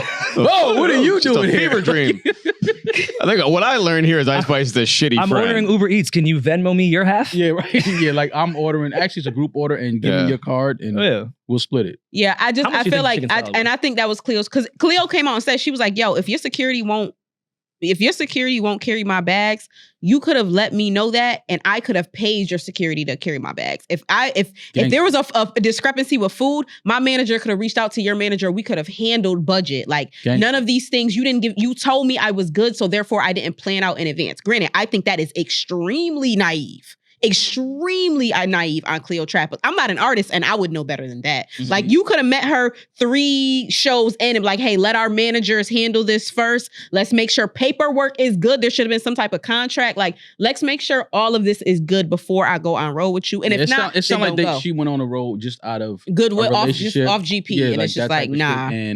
And Ice Spice kept it business all the way through and was like, yo, I'm not paying for her food. Like, I think that's probably what it was. It's fucked up, but I mean, the lesson here is know who your friends are, know who your friends aren't. And if you're a young artist, have your fucking manager, everything needs to be in writing and have your manager a part of every conversation. That's period. And I completely agree with y'all, but how old do we think Cleopatra Trappa is? Like 20 something? I think she's like 24 or something like that. That is kind of, I'm not excusing the behavior, but that is kind of part of the come up. She's 26. If you have an opportunity last minute and someone says, let's do this, yeah, it's going to suck, but this is part of the process. I think people should keep their word, but if I'm trying to be a rapper or an entertainer and somebody hits me the day before, yeah, she should have her paperwork in order. She should have everything set up that way. But if this is, if that's going to delay anything, then fuck it. That was the day before, though. She asked her the day before to come on tour. She went on tour a day after she found out that she was going. What do you mean? Wait, what? Like, the tour started, Ice Spice asked her to go on tour the day before the tour started. Okay. But that's why you keep saying he gonna keep saying the day before. They was on tour for almost a month. No, that was just the when steakhouse thing. Everything can't be, because of timing, set up in the way it should as far as business goes. If Ice Spice tells me, yo, tomorrow we leave for tour, I have an extra bunk, you can open up before Cash Cobain. If my business isn't in order, fuck that. I'm getting on the bus. This is my dream. This is what I'm doing. For sure. So, I'm just speaking for sure. Like, clearly that was intentional because, again, this is just not some random person. Her and the fucking star of the tour are sleeping in the same bed. The funniest part of the whole thing was she explained how she felt unsafe and untaken care of, not valued. And then Ice Spice got on Twitter Spaces and was like, bitch, you ate the food so fast, the waiter didn't even know where the food went. That was her response to her friend feeling unsafe. Oh, that means Cleo. So Ice Spice is. That means Cleo ain't. That means Cleo ain't lying. Yo, that was the coldest. That means Cleo ain't lying. When niggas start saying shit like that, it's like, oh yeah, the other person telling Ice Spice is tough. That's man. for sure. Yeah, when Cleo basically because Cleo after Cleo said something about the bags, she didn't say anything else for the rest of the tour about food She complained about nothing. She went out there, she did the show, whatever. When she didn't leave Atlanta with them for their last show in Miami, she wrote Ice and was like, hey, like a long message. I didn't feel safe on this tour. I didn't feel like taken care of. Like, I just, all of these things. Like, I don't feel like this was a good friend, yada, yada. And Ice said, wow, you really mad ungrateful, da, da, da, da. And like, just went off on her. She was like, she basically called her a careerless bum. And Cleo Trappa was like, when you met me, like before anybody knew who you were like, wow, this is a full circle moment. I'm such a fan. Like, yes, you skyrocketed and you became so famous so quickly. But like, I've been out here grinding for a while and you knew who I was before anybody knew who you were. But to me, that's where Ice Spice can't win for losing. Once you say that type of shit, you lost. If I'm such a bum, why did you want me to open up? Like, that's why I just said what I said. Once people start saying certain shit, you think I want a fucking bum? Yeah, like once you start saying certain shit, it's like also you inviting a bum into your bed. Yeah, like just say, yo, my bad, I was wrong. It's that simple. You ain't got to go to the name calling and all that. And another thing that's going to be really interesting to watch is because that Cleo Trappa girl, people really like that girl.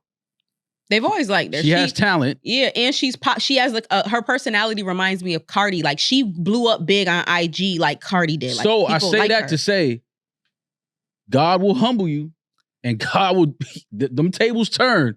And a year from now, we might be talking about Cleo Trappa in a whole different space, and we might not be talking about Ice Spice at all. Yeah, I'm a Cleo Trappa fan, and I do wish the best for her. So we'll see. We'll see what's next for her.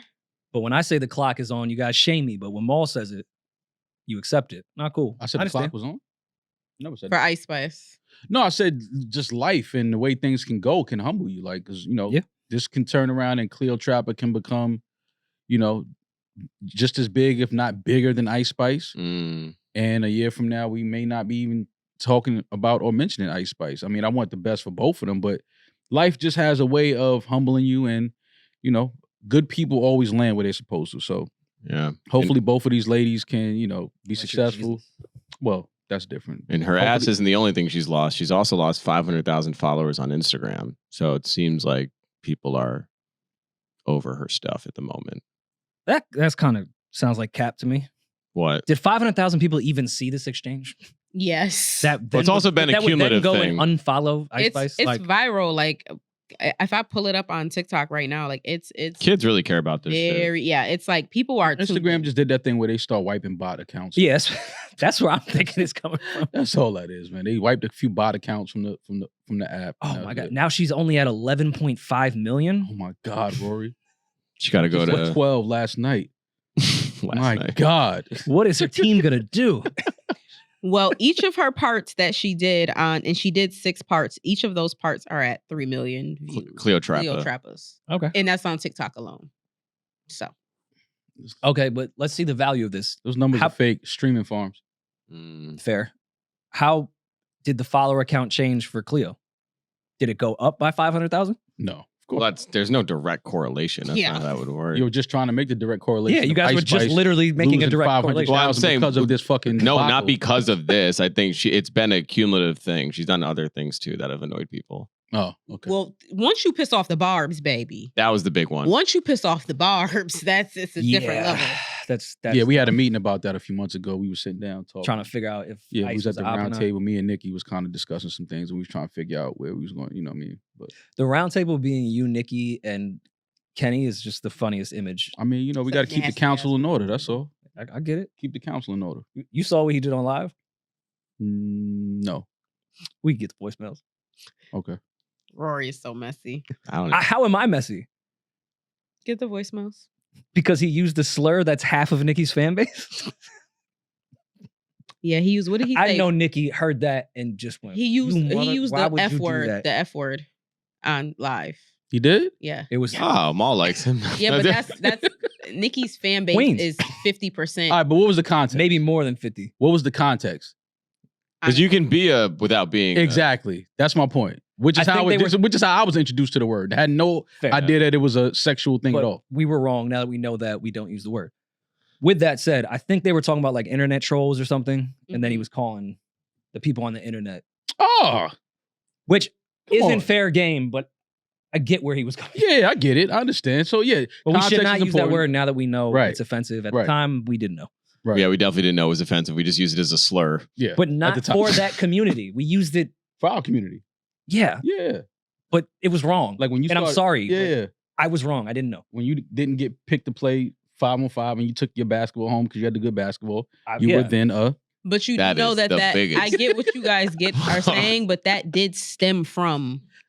For sure. No, that's where it stemmed from. Yeah. And you're using that in comparison to... Yeah, but like we said at the top of the podcast, facts change. Yeah, facts do change. Facts do and be even changing. at that very immature part of my life, I would never call a gay person that. I only said it to straight people. Unless they were acting like... Yeah. And in any case... In that case. But ironically, straight people act like that word more than gay people. Those are the bigger ones. Oh, God. Are you kidding me? Jesus. Do we have voicemails, Julian? Yes. You've got mail. 300th episodes feels like a good time to remind people, if you subscribe to Patreon, all tiers have access to voicemails. It's pinned to the top of our Patreon. It's a link. You can click it, call in, leave a voicemail. You have 90 seconds. If not, just do it again. Please do not say, I left a voicemail, I'm going to do it again. Don't provide context. Just do it again. Start as if I've never heard it. You know what I mean? I have to respect the loophole that our listeners that don't subscribe to Patreon found. Whatever. They have been sending their version of voicemails or stories and advice through our merch email. They have? Oh, that's really funny. Oh, I would take a look at those. Some of those I read, I was like, oh, this would be good, but we got to put our foot down. Oh, yeah. Boundaries. I will not take a look at those. You have to pay for Patreon to do a voicemail. We're not doing the merch email voicemails. Oh, my God. That is funny to send a voice note via email. Anyway. And we can maybe cut this or keep it. I don't give a fuck. A girl at our Chicago show, remember the Jewish woman? The Ukrainian Jew. The Ukrainian Jew. Unicorn. Yeah. Mm-hmm. She left a voicemail about a threesome that she was pitched for at our show. So we have to find that voicemail. Wait, somebody at the two guys at the show, or was it a couple? A couple. Oh, they were trying to get a little piece of that unicorn. Yeah. Oh, they wanted some unicorn ass. Yeah, they want some of our tax dollars. Yeah. I get it. Yeah, Julian, we gotta find that one. Make sure you comb through it. She hit me on DM and was like, "Find my voicemail." Yeah, make sure you comb through the voicemails and find that one. All right, well, we'll try. All right, here we have this one for now. I'll find her name for you. Nick from Baltimore. I've called before. I got a question for y'all going off of your debate in your last episode. So I met this girl. We were hanging out. Probably hung out every day for about 2 weeks. Around the 4th of July time, and got to the point where I knew we were both I wasn't talking to other people because that's just how I am. I know it's wrong, but like if I'm talking to one bitch, that's who I'm talking to. But I knew that she wasn't. That's love and respect. Yeah. If I follow one bitch, I don't try to play with these bitches. I'm a one bitch kind of guy. And am I wrong? Because she was getting picked up by dudes from my crib. I was dropping her off at some dude's place. It was getting too fucking much, and I just want to let you know. I want to figure out if just by cutting her off, was that me being insecure, or was that just part of the game? Well, the game is the game, and if you didn't have a conversation with her of the what are we? Hey, I'm just talking to you. Is that something that, like, are we on the same page there? We have never established what this is. So anything she does without that conversation is fair game, in my opinion, as long as she's not like rawing a bunch of dudes and, bringing STDs back to the crib. But the game is the game. If you don't have a conversation with her, she can do whatever the fuck she wants. Just because you're only talking to her doesn't mean that you can make up that rule in your head. Like, oh, I'm only talking to her, so she can only talk with me. Now, unless you establish that and have that conversation, the game is the game. You're not right. You're not wrong. You're not wrong. But we got to stop acting like we all sit down and have that conversation. Like, hey, what are we? Like, if we here banging raw all weekend, you mind. It's the implication. We not gonna play these games. If we banging raw all weekend, and on Wednesday I go out and see you at a fucking restaurant with some other nigga, rude awakening for you, Maul. It ain't no rude awakening for me. It's never rude awakening for me. It's never no rude awakening for me because all of mine know if this condom ain't on and I catch you out with another nigga, I'm slapping. All of mines. All of mine. No, not like at the one time. I'm saying like throughout my dating life. They all know that if we're having so you've never rawed multiple girls at the same time. No, what? No. Who would do that? I ain't no dirty dick nigga out here from the Bronx. You crazy? Not me. I don't play those from games. the Bronx. I don't play those games.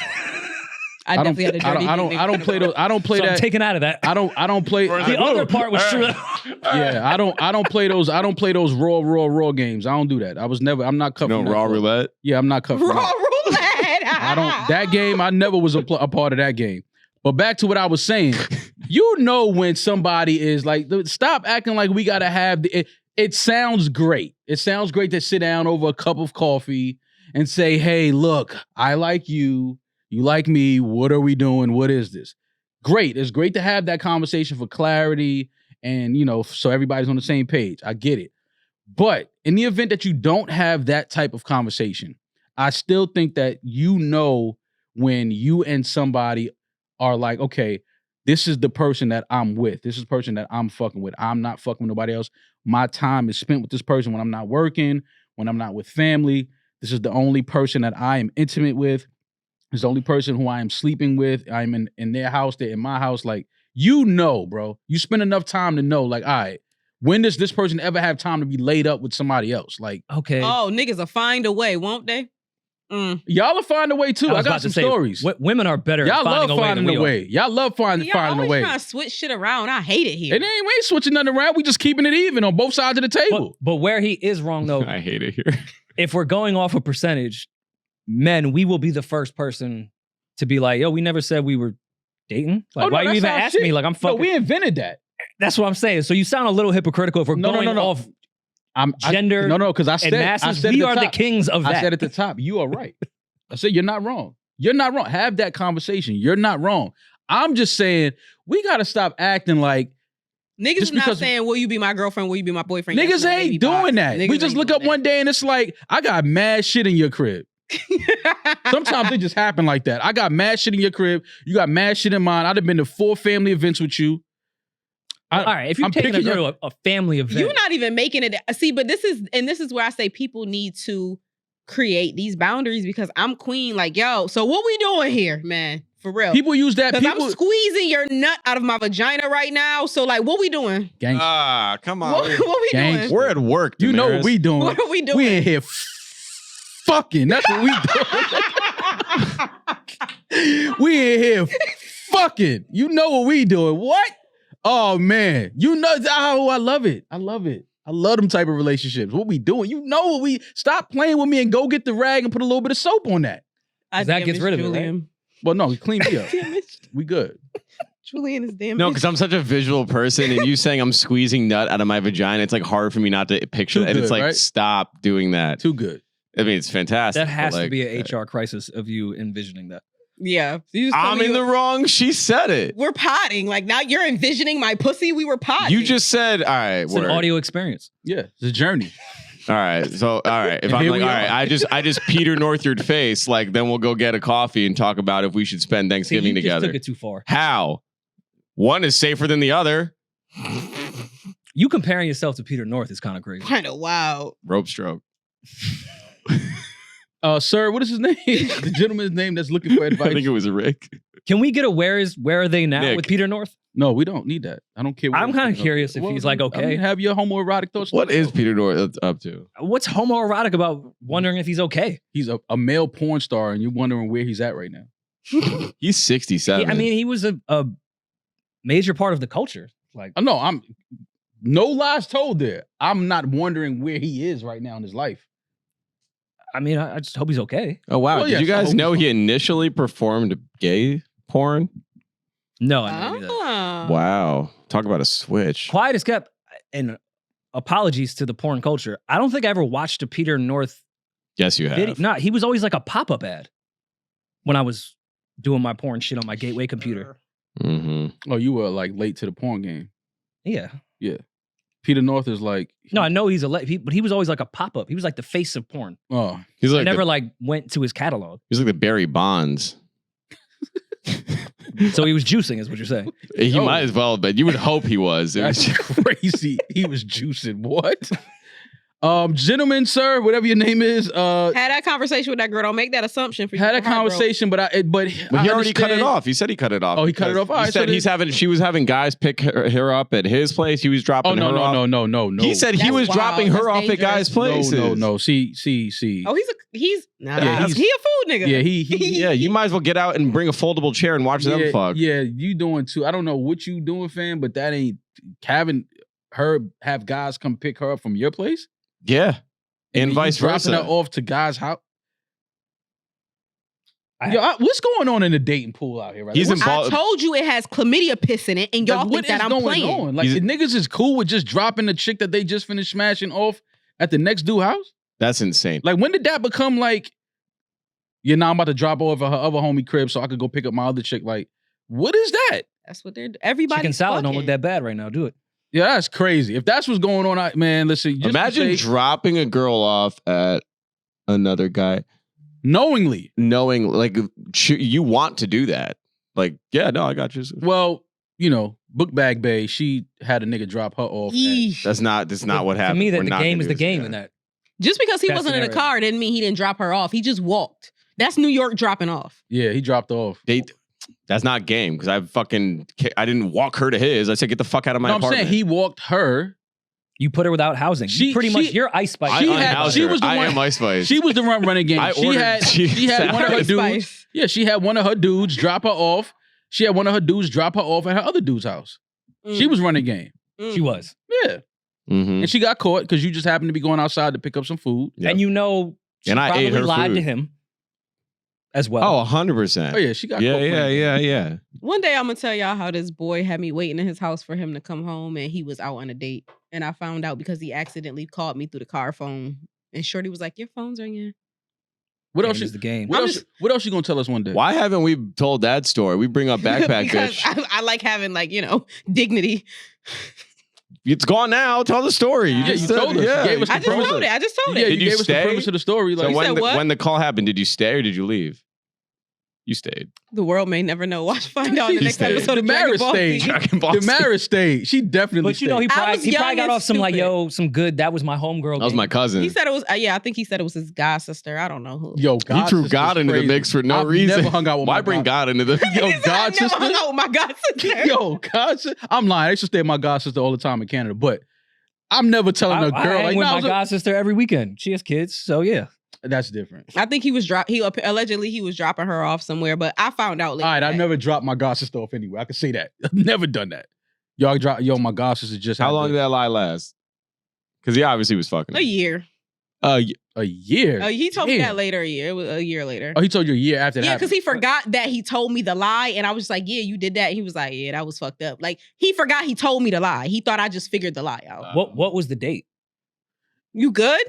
I'm just asking. Are you good? Like, Are he you was good? whining and dining his god sister? Or? Oh, you said. Oh, I thought you meant like the date, like no. calendar. What Okay. was the date that he was Damn. on? Like, Oh, I don't know. while He you never were told sitting me that. there, like, did he get back home and you're like, yo, you hungry? And he was like, no, I got a full told me stomach. he was like, yo, when I get back home, you better still be here. I had a crib. I could have just left. He was like, nah, you should still be here. Oh, that's pimping. That's nice. Listen, when I get home, you better still be, and you better have He that. just left the and you better have steakhouse. that shit on. You know what I want to see you in. You hungry as shit. He full as fuck. You on different eating schedules. I ain't never been in a nigga house and been hungry, baby. You got the wrong bitch. Having a chick just sitting in your crib and you with another chick, That's fucking wild. it's crazy.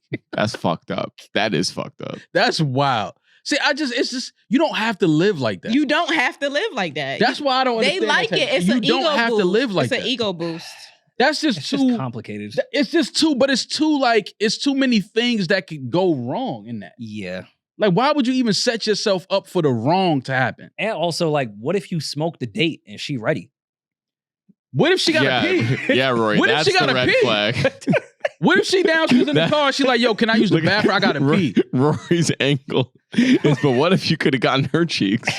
Yeah, like, Like, what if she ready to go back? Yeah, like, what if she like, yo, it's parking right here? Like, yo, what's up? I'm It's right up. parking. New York, It's that's a parking. thing. That's crazy. In New York, yo, the nigga pull up and it's parking right in front of the building. It's like, ma, you gotta We give me the have to pussy. fuck. You Yeah. gotta give me the pussy. What the fuck? This don't happen. Yeah. You don't just pull up and find parking. Rephrase that sentence just for the listeners. If I'm on a date Oh my. with a girl that I'm seeing and I pull up to her house, Mm-hmm. and if you live in New York City in the 5 boroughs, you know how hard it is to find convenient parking on any street. Of course. True. So if I pull up to her house Okay. and there's a parking spot in front of her building, She has no pussy's choice. yours. She has no choice. Yeah. I still feel like there's bitches that owe me sex. I definitely Crazy feel like bar that. in retrospect. I definitely feel like that. I feel like that. I know what Kanye was trying to say, but Yeah, in this so that's it. climate, that's no, a crazy Fuck bar. the climate. I know what he was trying to say. I don't care about what the climate is doing. I know exactly what he was Fuck the saying. climate. There's plenty of chicks that we were supposed to fuck and we never ended up fucking. Yeah. And they know it too. It's girls that say, yo, some niggas that owe me dick. Demaris say it all the time. I do not say that all the time. Yo, don't push it out. Niggas just lying. Don't put that on me. I do not say that all the time. Not only Off did he camera. say, he didn't Off say you camera. said it one time. He said you say he it said all all the the time. time. Off Like, camera. what the Off fuck? camera. She just be walking by. Yo, I niggas ain't owe never me been dick. owed She dick. almost says that too much. Oh, y'all got me fucked Too up. much. Demaris like, yo, niggas owe me dick. I ain't gonna lie. Like what? I mean, after what do you? What they say in 10 crack commandments? You bugging the fuck out. I don't know that. I don't know that bar. There's no dick bar. No, it's just ain't You no. think of a different Biggie song. Ain't no you gonna pay me later. Now. I hear that. Now. That's pimping. I need mine now. If I find parking in front of your building, it's no way I'm just driving past this spot and Stars are going, aligned, right? yeah, I'm not going home. You bugging. Well, you could park there and sleep there because if I ain't give you pussy, I ain't give you pussy. I You got me. don't give a fuck who could park. See that? We'll never hang out again. That's You- what- see? See, mall. Just that fast. I'd be like, all right, cool. You ever anticipate the pussy so much that you purposely illegally park and are fine with the consequences? Oh, I've done that. What? I've ended up in Brooklyn the- Navy Yard Take the ticket. many of weekends. Like, you know what? Fuck it. I'm I can't parked in front wait of this to- hydrant. I I'll go to can't Brooklyn in wait the to morning. come downstairs and see that orange ticket sitting on the windshield. Oh, I'm talking about. I Like, don't give a toad fuck. type of shit. Oh, no. We ain't doing that. As long as it's there, I don't care about the ticket on the window. Don't let the car not be there. That's when the whole shit wasn't worth it. But if it's just a ticket, I mean, $60 pump, $65. Eat that. The tickets are cheaper than the garage. Now. Not for a pump. Oh, not for a pump. No, not for a pump. Double but that's when you do my move. Just put an old ticket in the dash. That don't work. That only works. It's been working for Rory for a couple years now. No, what you need to do is steal a ticket from a car nearby, take it, put it under yours. That's a great strategy. I've never thought about it. They get in way more trouble because they have an unpaid parking ticket, but you have a brand new, as of today, timestamp parking ticket. Yeah, wow. That's a really selfish but great strategy. He's not. You're not cooking. He puts an actual fine, not a ticket to pay for the meter. No. I'm saying like if. Yeah, I put a parking ticket. No, he's saying if somebody around you already got a ticket, take that. Go get their ticket and put it on your dash. Because it has the time, it has the date. It looks like it also happened has the today. Car and the plate. They're not looking that hard. But now you're giving cops a lot of credit. Yeah, little Bangladeshi dude in his shirt 3 times too big for him. Like, you're not reading all that. Are you okay? They look just like you. Yeah, I know. That felt like self-hate. Yeah, like that's all that. You never see them waddling around, so their shoes they are look like you. They don't look like me. Yes, they do. They don't if look I put like you in me. a fucking little ass hat with a fucking do it. Let's do it. With a badge on it and a fucking hat and a blue shirt. Buy the thing. And some slacks. Well, shoot, it'll be a skit. Ha ha ha. I don't look like that shit. We not. No, I don't. I mean, with the natural hair. No, well, yeah, with the hair, yeah, we could do. No, but if you put the hat on with the shield under the badge on the front, you can't tell. Yeah, you're fucking a meter mate. All right, I just got to work on the voice. Yeah, that's all. Don't do that on mic right now. Thank you. You cannot be doing what you're doing. Oh, I'm sorry. Oh my God. Y'all are going to hell. Yeah. 300. Listen, I understand people could be offended, but I feel like they even think their accent might be funny. Bro, there's no way. And they know that they all hire them. I love it. It's nepotism. We don't talk about the nepotism of the T-Mobile. It's customer service of the Indian workers with meter maids. They're all from the same country. All of them. They got a monopoly on it. One of them niggas got an HR and just started hiring all of them for 30 years. I like that type of shit. I think that's dope. Like, yeah, fuck that. Yeah, everybody get a job. Fuck that. So what's a black job? What do we hire like our niggas in? What do we hire our niggas in? Yeah. Well, your man coined the phrase, the black job. Yeah, you know what black jobs are. I don't. Physical education teachers. Yeah. Yeah, right? Track coaches too. Yeah, but you had to have ran track. See, I had some physical ed teachers. These niggas ain't never been physical or had no education. Wait, so I said, nigga, you on work release. They just gave you this job. Like, you ain't no physical education teacher. Wait, so every PE teacher you've had has been black? Except for one. Mine have all been old white ladies. Yeah, I've had a mixed bag from elementary school to high school. Really? I've had white ladies. I've had black ladies. White guys. They just throw anybody in there that's in the teacher system. Like, before my dad had a mishap with Manhattan College, the same way I did in my life. He was a PE major. Oh yeah, yeah. If I would have walked in my high school gym and seen Jake sitting there, I'd have been like, man, I ain't doing nothing this period. Like, he used to. I ain't doing shit. He always tells a funny story because when he was at Manhattan College and that was his major. He did like a summer program in the Bronx, like one of those summer camps of physical activity. Mm-hmm. And he used to have to take the black kids through the Italian neighborhood, and they all like 30 of them would try to grab onto his shirt. They would be so fucking scared walking through the Italian neighborhoods of the Bronx to go to camp. That's funny. Crazy. No. Oh, okay. I don't like Italians at all. What do you like? I'm reiterating what I think. I think Italians are awful human beings. As an Irishman, yeah, I think they're awful. My dad was scared too. Yo, like, I don't know what the fuck you niggers grabbing on me for. I'm terrified too. Sorry. All right, my bad. See, I took it too far. Do we have another voicemail? Did y'all ever take the Pacer test? Sorry, am I aging myself? Yes. Yeah, I was very good at that. Yeah. Y'all all took it? Mo, you took it? Or is that a us thing? I don't know if that was y'all. Wow. Yeah. Okay. What would Maul's equivalent be? We had to that? the SATs and the Regents. Oh man, we have Regents. We had SATs and Regents too. The Pacer was the gym. Was the SAT for gym? Like, oh no, we didn't have it. You had to run in between beeps, back and forth. It's on the line. It's like red light, green light without the red light and green light. Never did that. Never did that day in my life. Oh wow. Yeah, but you went to like a choir high school. I went to performing arts high school. Yeah. Yeah, I wasn't doing. You had to stop singing when the beep went off. No, that's when we started singing. It was hold the note. That was the metronome counting us in. The Pacer test sounds like a metronome. Yeah. So. Kind of does, especially when it gets fast. All right, next voicemail. Here we go. Brandon. Hey, Rory, Mal, Julian, Demaris. This is Brandon from the DMV. Just got Brandon, what the fuck you want, man? So I was a late bloomer when it comes to looks. I wasn't really ugly, but girls didn't really start paying attention to me until after I graduated college and started getting out in the real world. I'd say about 22, 23 years old. From that point on, my life did a complete 180. And the attention I was not receiving versus than what I am receiving. So as most late bloomers do, when they start getting attention from people, they just start going crazy. And I'm sure you know how the rest of that goes. So right now, I'm 29, probably 30 by the time you read this. Booty clapper. I'm having trouble trying to shake the lustful aspects of my personality where I just see others in a lustful manner. And I'd like to start taking my relationships more seriously. All my close friends are either married, engaged, or in meaningful relationships, but it feels like I can't seem to shake just lusting after people. So my question to y'all is, at what age do y'all shake off the lusting after people and started taking your relationships more seriously in that maturing aspect? So whenever you can get back to this, appreciate y'all. Love the pod. Have a good one. Well, the boys should answer this because I'm a girl, so I've been wanting to be married since I was 18. Well, I appreciate you've Brandon. Never lusted, right? Nah. I appreciate Brandon calling in with that. Man, we still lying through 300 episodes. Twin flames and soulmates, right? Yeah.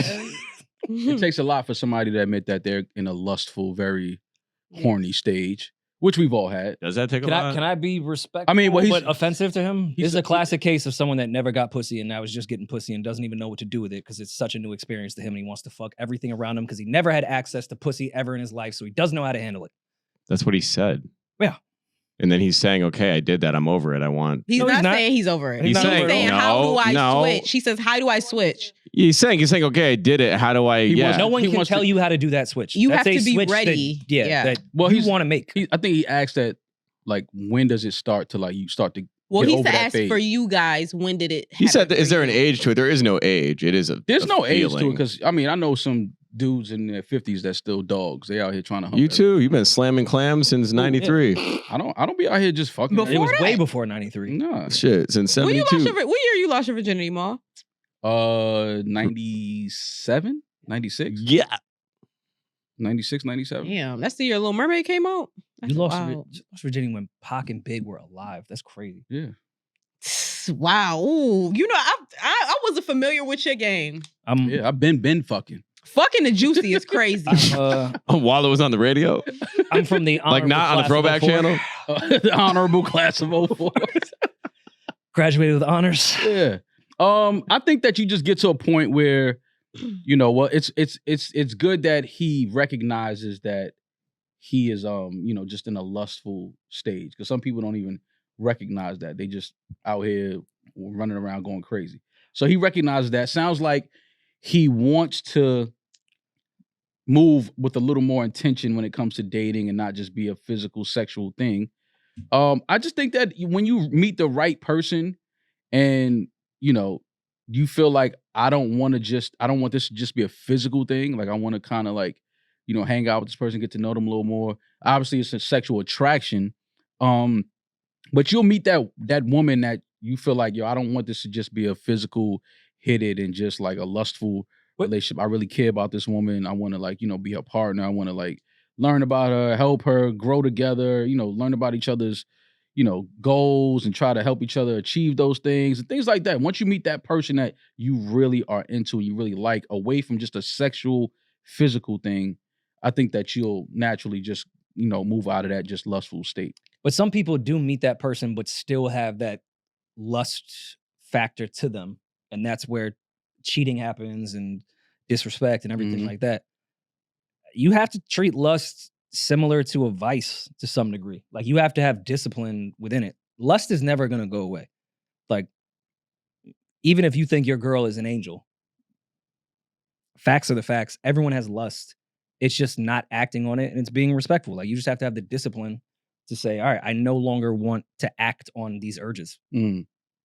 That's really what it is.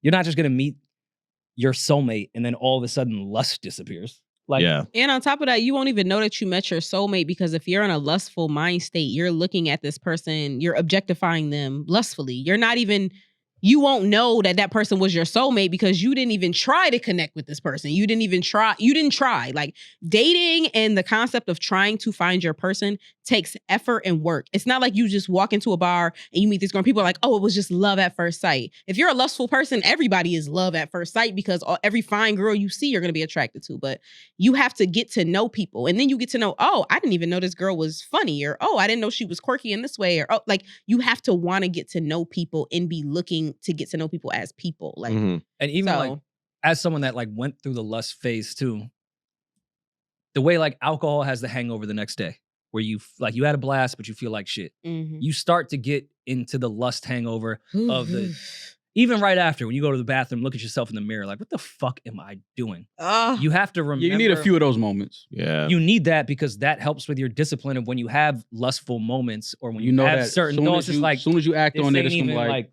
this is not gonna be worth anything. Lust is never gonna go away. Her butt might stink. Her butt might stink. I knew you was gonna say something. Butts do be stinking. Yeah, though. sometimes it happens. Well, that's what I mean. Butts, if you go through the anatomy. Nah, if you go to the steakhouse, they never. I was like, how does your butt? That's never because smell they're anything? wiping with witch hazel, or before that they're doing spells on their before asshole. they let you go anywhere near their ass. They're wiping their ass with Witch hazel mall. I wipe my ass with witch hazel sometimes if my hemorrhoids start like flaring up. What you get? What? We just know way too much about each other. It's hemorrhoids. It's natural. What the fuck? So is pushing cum out of your vagina. I was Very natural. Why is that where my mind went to? That's because those are two exits. Because you got on white and entries off white. You look like cum right now. Damn, you look like nut, I look like Demaris' nails. like sick nut.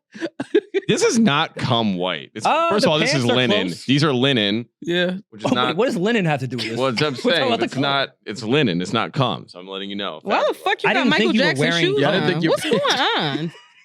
I was I didn't think wearing, your pants were Thank you made for of trying to cum. convince us that you weren't wearing wearing cum. crystallized cum. Gentleman, sir, whatever your name is, Brandon.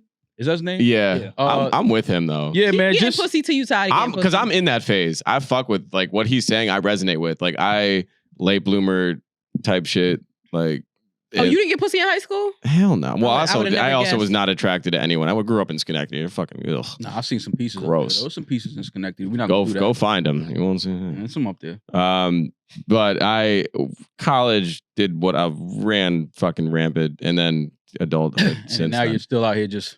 And now it's since I've been 17. So now it's like, all right, like God damn, like damn, Where does it end? I'm like LeBron at this point. Yeah. Like when do I hang it up? But I'm still putting up a triple double. Every time I see LeBron put up another stat, I think about it. Was that his 10th block?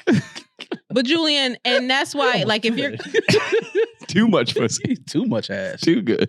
No, but I feel him because like the hurdle you have to get to what Demaris is saying is you have to stop approaching every girl or any girl that you meet or match with or however you're meeting women as like a singular, I want to like knock this down. I want to just have a moment with her. You need to like do that. You can do that, but then also take her seriously as a person and carry the next phase of that. Listen, have the conversation.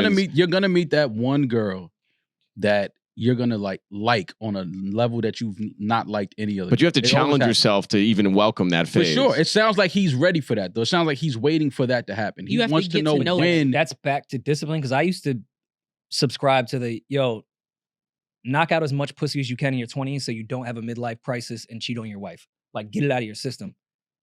You don't get it out of your system. You form more of a habit of just fucking casually and just fucking new people, new pussy. Like, you're just on to the next high. So I'm glad he's saying now, I don't really want to do this. Don't try to fuck as many girls as you can because you'll just form a habit, no offense, Julian, that you'll be sitting there swiping and moving on to the next chick rather than valuing the sex that's in front of you. You gotta get, you know what it is? You gotta get a girl that you're really attracted to and just make her like your homie and have that relationship with the fine girl that's like, y'all, we not having sex. Like, this is my homie. We hang out, we kick it. She talks to me about women and I talk to her about my homeboys and what we going through and shit like that with girls. Have that type of relationship. Never cross that physical boundary with her. Just feel what it feels like to be around a beautiful girl that you're super attracted to, but you will never ever cross that line. Maul over here, like, show yourself that women are humans and that they have more to offer than their vagina. That almost sounded like a fetish. Like you just waiting it out with her.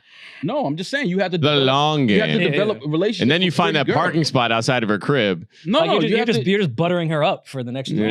You have to develop a relationship with a girl that you think is cute or pretty. So have a real relationship with another human being. Is what you're saying? Yes, but she's got to be hot. That's not. We're talking to the guy that's super lucky. No ugly bitch. That's not horny. And I'm saying the more you do that, the more you'll probably devalue women and look at it just as pussy. So we're saying the same thing. Because you form a habit if you continually just fuck.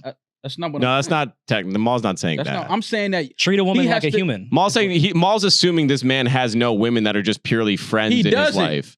Probably not. No, I'll shoot him some bail. I'll shoot him some bail because if we're projecting that I'm the same as this guy, pod jokes. I have a lot of. I've said it on this show, and you guys make fun of me. I say I have a lot of girlfriends. You're like, that's gay. You say girlfriends, but I do. I have a lot of friends that are just girls that I hang out with, get drinks with, like Demaris included. I'm not a teacher, so I can't call on you. I have my hand up because I want you guys to get through this, but I really want to know, being that I would really want to tell you guys something really important for our 300th episode. Y'all have ruined my outlook on men. I was already dark and twisty. I'm about to say, don't put that on me. But y'all have really, I know your dating history based on what you told me before these 300 episodes. Ruined your outlook. That shit ain't got nothing to do. Syracuse in over 10 years. That shit, you did what in Syracuse? I haven't dated a man from Syracuse in over 10, 15 years. Yeah, but Hiroshima is feeling repercussions years after the bomb went off. It has nothing to do with that. Ripple effect. Consider me Ice Spice security. I'm not carrying your fucking baggage. No. You cannot put that shit on us. That's right. Like, what the fuck are you talking about? No, 4 plus 4. Your outlook on men is not our fault. Shut up and let me talk. 7 plus 1. Y'all be sitting here like, so I have male friends or whatever, and I think that sometimes my male friends, especially because I was younger and like they really didn't want to fuck me up, like they weren't as like honest. They were honest, but they weren't as like just raw about shit because we talk on a podcast. So sometimes y'all aren't even aware of what y'all are saying. I just be listening, like sitting here like, wow, men are awful fucking human beings. It's so funny. The fans say that I hate men, but like I didn't hate men till I got here. When I got here and y'all started talking about how awful men are all the time. When you first met me, I hate men, or was I like not even toxic helpful? Relationships with men before this podcast. But I didn't think it was all men. I thought it was just them. Well, that's your fault. Yeah, that ain't our fault. Yeah. That's your fault. That's your fault to think it was also you thought you were just with the only three of us would speak for all. You thought that you was just with the only toxic niggas in the world?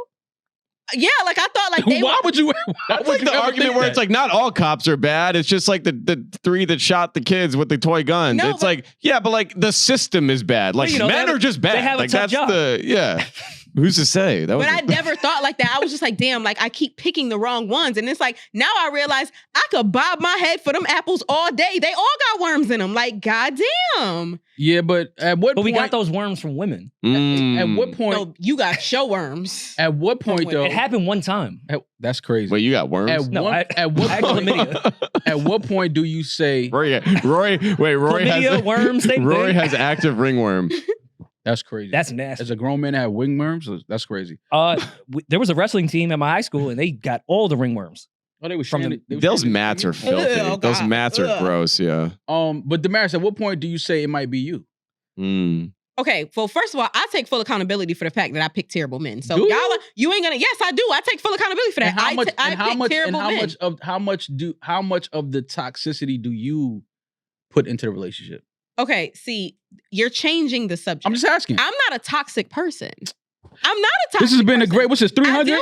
I deal with 300th. This has been a great episode. No, none of us have accountability. This has been let Demaris finish her thing. All right, go ahead. The crazy thing was, I'm sitting up here taking accountability. Have I been in toxic situationships? I have. My relationships my actual relationships are not toxic. It may be toxic after the breakup. This has been a great 300th episode. Right. Y'all don't want to listen. London, we will be in London. September 18th. Tickets September 18th in London. Tickets on sale now at newrorymall.com. I have a quick question though. What? Yomes, do you think all men are trash?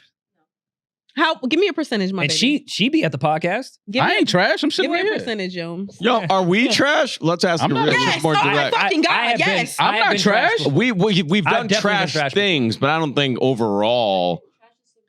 Thank you. Yeah, it was lustful. Facts. I'm Brandon from wherever he's from. I'm not a trash nigga. I know that. I don't treat women like shit. I definitely do not. You've been fucking with the wrong tea. Yeah. You niggas is detox for sure. Have your stomach rubbling and shit on yourself. I've certainly made my mistakes before Love that chai. I own up to, and God is still working on me. I'm an incomplete project. You can tell when niggas go to therapy, boy.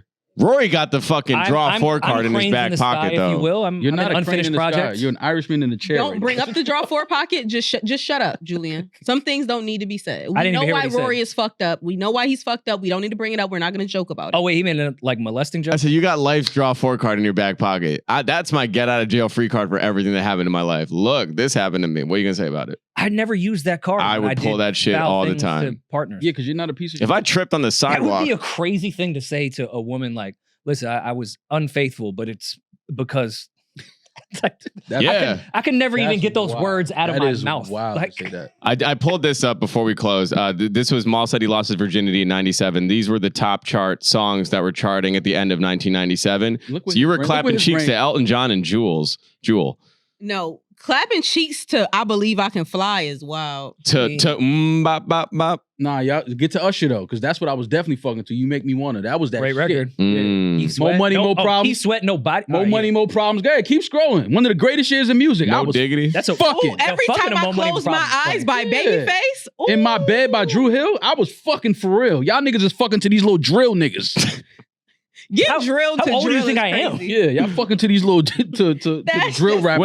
Wait. So Rory, what year? Pony Genuine. I was fucking to the classics. Rory, what I was year fucking was the it? Pony. Aaliyah, the one I gave my heart. 2004, but I've already told y'all I lost my virginity to Lloyd Banks.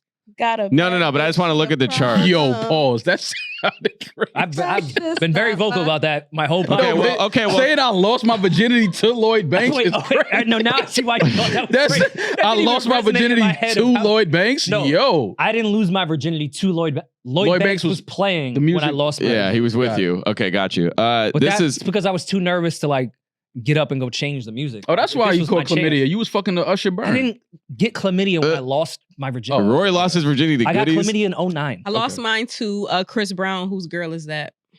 That's explains. Oh, see, Usher burn would have been appropriate if I got chlamydia that year. That's why he made the. All right. Oh, I didn't hear you if you made that joke. Sorry. Rory, Freak a League. Ooh, Great record. We don't talk about Petey Pablo enough. That's one of the greatest songs ever Lil made. Flip Sunshine. That's a good I wish I record. would have lost my virginity to that. One Call Away is a banger. Damn, And this was right, a Me, good Myself, and year. I, My Boo. Look at that run. Are we just gonna skip over Christina Milian, Dip It Low? Yeah. That was a joint. Oh wow. That's your shit. Wait. That's what got you hard. Wait. Yeah, for sure. That's what got you. I My used to beat off Place. that video. Jaheim killed this hook. I loved My Place. That's a sick Nelly song. You didn't like that song? I love that That's song. not a bad song, but that's just a sick Nelly song. Yo, what to year you love. graduated high school, Julian? 20. 11, right? I went to school a year early, 2010. Okay. I lost my virginity in 2011, Yo, 04 has some music, man. 2010, 2011. Do you guys want to get sad Yo. real quick before we close out? JoJo, Leave, Get It Out. This is actually not bad fucking music. Dido, White Flag, good record to slow fuck to. Nobody's. Yo, you know Milkshake. what's really crazy? We looked at like this Dido? time as being a shitty time in music. These records in 1 year would smoke the last 10 years. 10 year. For Jesus sure. Walks. And we used to look at 04 as like a bad time in music. Nobody This looked is at 04 crazy. as a bad time in music, or that sounds insane. Who said? Yo, all them fucking 90s real hip hop guys. Oh yeah, no, fuck hated that. that. Yo, Nick Cannon, R. Kelly, Gigolo was a fucking joint. Step in the Name of Love came out in 2004. Step in the Name of Love is crazy. That was a time. That's fucking That was crazy. 04? Wow. Yeah. I That can't was believe early. that nigga was fucking little girls, yo. That shit is wild. Yo, Want to Get to Know You? Yeah, it's a banger. Shout out Marvin Wait, Gaye. Demaris. Okay, before we just end up reading all these songs, what was your? I was gonna say to you guys, want to say your condolences real quick before we go. Fat Man Scoop. Condolences to his family. Rest in peace, Fat Man Scoop. Thank you for everything that you contributed to my life, the culture. I can't say enough good words about Fat Man Scoop. One time I got a random call when we were the old podcast. It was like one of the few times I ever answered a random number. And I thought it was a prank. Yeah. Like I thought someone was like doing a Fat Man Scoop impression. And Mhm. it was really Fat Man Scoop. And not to say we ever like had a friendship or relationship, but that was like the coolest moment to me. That Fatman Scoop was on the phone, of just like idolizing him for my childhood of who he was as a DJ, and just his voice was everything to me. So that was definitely a rough one this past week. That video was rough. I came across the video before I got the news. That was rough. Yeah, I'm still on the side of I think it's really fucked up when people share videos like that.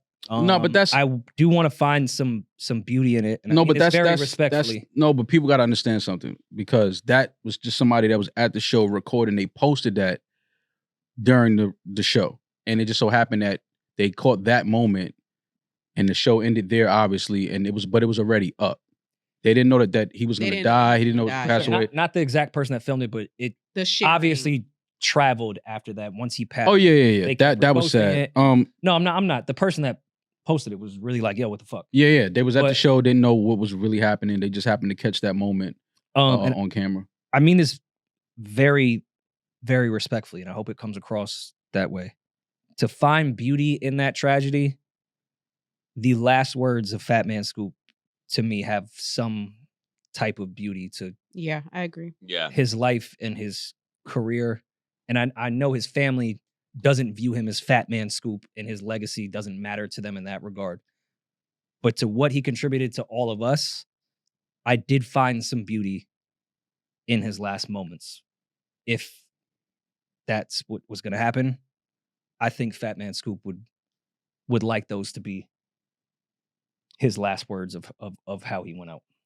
Again, I mean that so respectfully. I hope that didn't come across. Rest in peace to Isaac Freeman III, known to us as Fatman Scoop, hip hop royalty, a voice that is forever echoed into the culture. You can't hear some of the greatest hits without hearing Fatman Scoop's voice. Just the energy that he injected into a song, into the culture, a culture that he loved, a culture that he was a major part of, a culture that he helped to build to what it is today. It's just a tragic way to pass. But like you said, Rory, in some sense, in some silver lining, to try to find, some beauty in tragedy, he probably went out the way that Fatman Scoop would go out. Yeah. And just, speaking to an audience of hip hop lovers of the culture. It's unfortunate the way it happened, but I was taught to never question God and the way things happen. And there's always a message in it. And I think that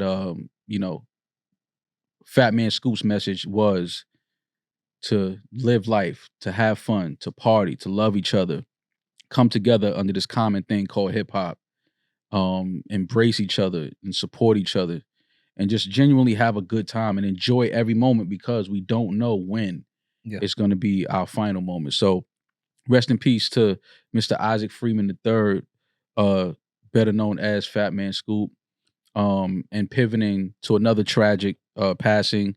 Rest in peace to Rich Homie Quan. This happened while we were recording. We didn't really have much time to even process this. I still am not fully sure how he passed. Yeah, this happened mid pod. During the pod. The early reports were allegedly a bad pill or a drug that he took. He died in his home too. Yeah. At his house. So that's as of now. If we're wrong, we're wrong. But as of now, that's the report. Again, we are recording and did not get the information. So all I have to say here is rest in peace, Rich Homie Quan. Condolences. I'm not sure if he had kids or not, but condolences to his family. Tragic passing, a tragic story. Legend in his own right. Absolutely. Control the era, control the melody that is used to this fucking day. We sing lifestyle so much on this fucking podcast. Like Rich Homie Quan. Shout out. There's a lot of his DNA in these new kids and how they rap. And a lot of that comes from Rich Homie Quan. So rest in peace to a legend in his own right, and condolences to his family. I guess we'll find out more details as they come. But, not to do a damp way to end the pod. No, I mean, it's part of it. I mean, we it's part of it. This is part of the deal. We're gonna live. It's all about how we live, and hopefully, rich homie Quan lived the way he was supposed to. Hopefully, his family is covered at this time of tragedy. Prayers to them. Send positive energy to them, comforting energy to them. But it is tragic. It is tragic anytime we open our phones and see some of the people that have given us so many dope moments and had so many fun times hearing their voices and their music. To learn or to hear that they're no longer with us is always a sad time. So, regardless of how he passed, it's being reported as a overdose, probably accidental overdose. But either way, it's just a tragic story, a tragic end to a vibrant young life. So, rest in peace, rich homie Quan. Prayers and condolences to your family. And with that being said, let's just always try to remember that, this experience, this journey called life is very fragile, is very brief, and we should take, as much time as we can to make sure that we're enjoying it and that we're doing something that is going to leave a positive impact when we're no longer here, and to leave a positive, energy when our physical is no longer here. So, which is also crazy. Before we started recording, me, Julian, and Yomes, we're talking about Juice WRLD and Dolph and how talented they both were. Like that's why that tripped me out. Like even God more when we took that quick break, and Julian was like, "Yo, did Rich Homie Quan just passed?" The first thing I thought was like, we were just going through Juice WRLD and Dolph right before we. Did you know that they were cousins?